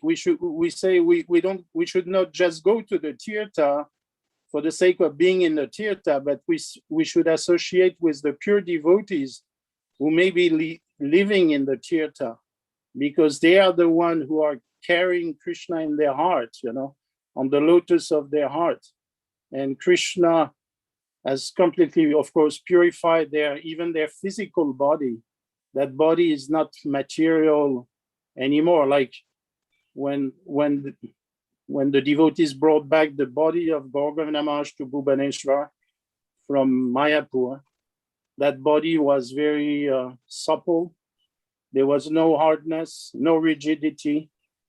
It was, it was a transcendental body, purified, like Arjuna is, said to have all the hair of his body chanting Hare Krishna, so completely spiritualized, even though externally we may say it looks like a physical body, we put that body in the ground in samadhi, but still that body has been spiritualized. That's why even the touch of a pure devotee is very powerful, very powerful, very purifying. So what to speak of those who had the good fortune of massaging Srila Prabhupada's body, or serving Vapu, so this is something inconceivable, inconceivable, because it is spiritual, and we're coming from the material platform. So gradually we elevate our consciousness, but it takes mercy, actually. It takes mercy to realize, like Maharaj Prataparudra was blessed by Chaitanya Mahaprabhu to be able to see him in different Kirtan parties when others could not. So, like it was explained, we're not the seers, but we are to be seen. So actually the Guru is the seer. And Krishna is making the arrangement. Guru Krishna Kripadepai Bhakti Lata Bij. By this is the arrangement of Krishna that we meet Guru. By the mercy of Guru, we go back to Krishna. So this is a transcendental arrangement in between Krishna and his representative, that we can be blessed and go back to the spiritual world sooner or later. So we have to be patient and determined and keep our enthusiasm. And this is possible also due to the association of other devotees who inspire us and set a good example and give us confidence in the process, and give us hope that one day we will be able also to join our Sangha, our Guru Varga, Srila Prabhupada and the previous acharyas, down to Prabhupada's pure disciples in Goloka Vrindavan, and together keep serving happily and partake in their leelas. Thank you very much. Hare Krishna. Sorry, I was muted. Thank you very much, Pushkarakshi Prabhu. I really appreciate it. Thank you very. It's such an inspiring thing to hear about Jamuna. Let me share another photo or two that I have here. I think the devotees might like to see that. This is Pushkarakshi Prabhu in South London. South of France, actually. South of France.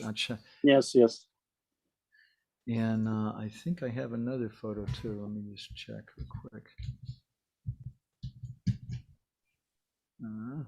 That photo you just showed, Guru Maharaj gave a very Rasic class that day, and after class he said, "Oh, you're enjoying Pushkaraksha? You're enjoying." This one's in Soho. I recognize this, and you can see Chaitanya Prabhu behind you, Nuhari Prabhu over here on the left. Yes, Pushkaraksha Prabhu again. Yeah, that's in London. Yeah. So thank you so much, Prabhuji. I really, really appreciate it, Pushkaraksha. And thank you for sharing something with us about Jamuna. It's really inspiring to hear success stories. Exactly. Yeah. We need Yeah. that.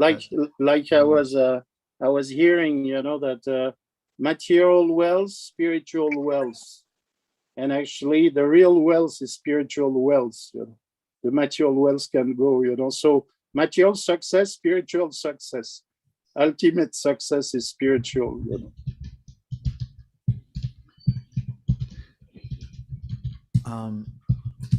There's a devotee here who asked me if she could speak. Surat Janavi Priya. Are you still present? Yes, yes. Okay. Can you hear me? I can hear you. Can we see you? Yes, I'm on. My video is on. Okay. I see her. Yes, Hare Krishna Maharaj, Dandvat Pranam. My obeisances to you. Actually, I came following you. When I came to know you're going to give some talk, so I came following you in the Zoom meeting. So thank you for this nectarian class, and thank you Madhavananda Prabhuji for keeping Maharaj Siksha alive. Actually, as our Guru says that Vani Seva is more important than Vapu Seva. And that you are doing so wonderfully. I love Gour Govinda Maharaj. I came in contact with his lectures actually, as Pushkaraksha Prabhuji was saying that Maharaj was talking about Guru Tattva, and some people confused that he's talking about himself. I was searching one class on Guru Tattva when I came in contact with the class given by Maharaj. And I highly recommend everybody who comes and asks me about Guru Tattva, I tell them to listen that specific class which Gour Govinda Maharaj has given on Guru Puja Bhajan, Shri Guru Charana Padma Kevala Bhakati Sadma. That class, Maharaj's class is so amazing. It just accidentally played on my phone, and I just listened the class, and I came back to see who's the speaker. This is how I came in touch with Maharaj, and I developed a kind of attachment for him. Prabhupada has given us all the moons, as Giriraj Maharaj says. He himself is a beautiful moon, and he, as he has written for Maharaj also, that Prabhupada has given us so many moons. So I bought his books, and Gopal Jiu, then Krishna Kathamrit. Whenever I want to give some highly philosophical class with element of pure love, then Maharaj's book is sufficient to know the topic and to present it beautifully with so many evidences and with so much love and rasika. He is a rasika bhakta. He knows the mellow behind the katha. He knows the rasa behind the story. So he's amazing. I just want to share one story which I read in Gopal Jiu, when Maharaj was, as we know that when Bhubaneswar temple started, Maharaj was alone there with very few people who was helping him, and the temple land was a jungle actually, and the book says that sometimes they saw the jackals coming, the foxes coming in the jungle. I mean, the wild animal could be seen in the temple area, or the area where Maharaj was constructing a temple. So as Madhavananda Prabhuji said, Maharaj was not a fanatic person. He loved sadhus because he could recognize sadhu as he is himself a pure devotee of the Lord. So one Ramanuja Sampradaya sadhu came to meet Maharaj, but the center was in the jungle, so he was not finding the proper address. There was no landmarks, of course. So he was finding where is Maharaj. And then from the distance, he saw that a very sharp light emanating from somewhere. So he followed the light, he followed the emanating light which was coming from somewhere. He followed it, and he saw Gour Govinda Maharaj was sitting and chanting there. This is how he found the correct address. A pure devotee found a pure devotee by his aura or by his pure devotion which was coming through from his body. So Maharaj is an amazing personality. I today pray we have Giriraj Maharaj also here, he's my Shiksha Guru. His teachings are amazing, and I pray at his lotus feet that please bless me that I can become a Guru Nishtha devotee. I can keep all my faith at the lotus feet of my Guru, and the gurus, as Prabhupada says, we have Shiksha Pranali as well as Diksha Pranali. So I can keep my faith in my gurus and in Parampara. I'm a very rascal person, and I'm very doubty person. I keep doubting everything. So with your mercy, please allow me that I can keep my faith. Thank you, Madhavananda Prabhuji, for allowing me. Thank you, Maharaj, for leading me. I actually came following you. Thank you so much. Hare Krishna. Thank you very much, Sarat Janava Priya. We're all trying to follow Giriraj Maharaj. That's our business. Hare Krishna. I just wanted to just relate a short story before we finish on the program tonight. I heard from Banamali Prabhu, who was Guru Maharaj's personal servant when he first went to Europe. And it was quite a thing for him. Guru Maharaj had never been on a plane before. They got on their airplane going to Europe, and I think actually from Bhubaneswar to Kolkata.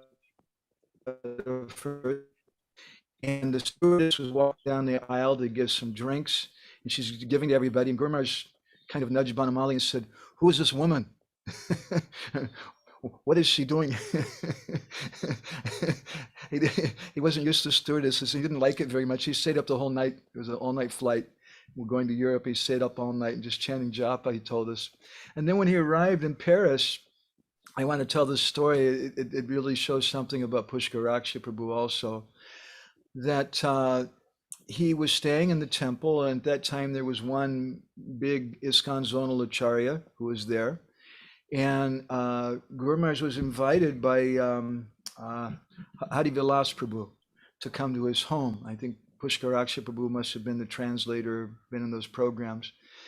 And Hari Vilas Prabhu had been giving donations to the Bhubaneswar temple for some time. He was friendly with Guru Maharaj. So Guru Maharaj just went to his home. He didn't think anything about it and gave a nice talk. We still have some recordings of those lectures. And then later he went back to the big castle, and the zonal acharya there called him up to his room. And Guru Maharaj didn't know it, but Hari Vilas Prabhu was persona non grata. He was in bad standing with the local GBC because he didn't appreciate the style of that personality and how he was behaving in that.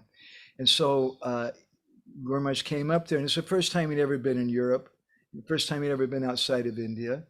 And that zonal acharya started yelling at him and chastising him in front of some of his disciples and told him, "Why did you go to see Hari Vilas? Who told you you can do this? Nonsense, rascal." And then he started shouting, and he said, "Get out, get out."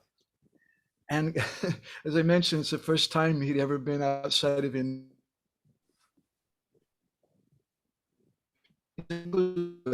Not good. And his French was zero. He didn't have any foreign money. He had nowhere to go, no nothing. And Guru Maharaj just laughed.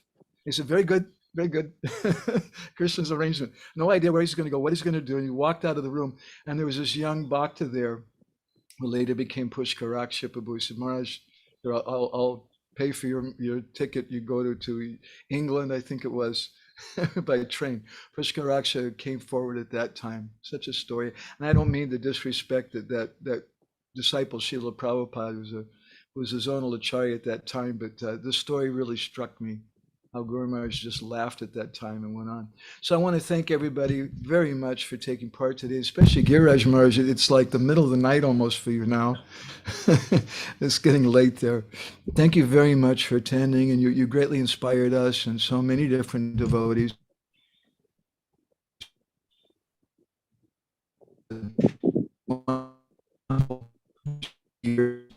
Not just devotion to Prabhupada, but also your cooperative spirit and your love for your God brothers, and that your relationship with Tamal Krishna Maharaj is very famous, and other Vaishnavas. So I want to just finish and give a little note about our program tonight, Indian time. It'll be just an hour and a half long program. And tonight we only have 3 speakers. But we're starting off with Bhagavat Maharaj, who, for those of you who don't know, is a very senior disciple of Srila Prabhupada. And he was here in Bhubaneswar for many years with our Guru Maharaj. They had a very friendly, intimate relationship. Brajahari Prabhu was telling a story about him He didn't use his name, but that was him here in Bhubaneswar who wanted to go back to New York, and Prabhupada was telling him, no, you stay here. And Prabhupada told him, I want you to be the president here. And then he told Prabhupada, but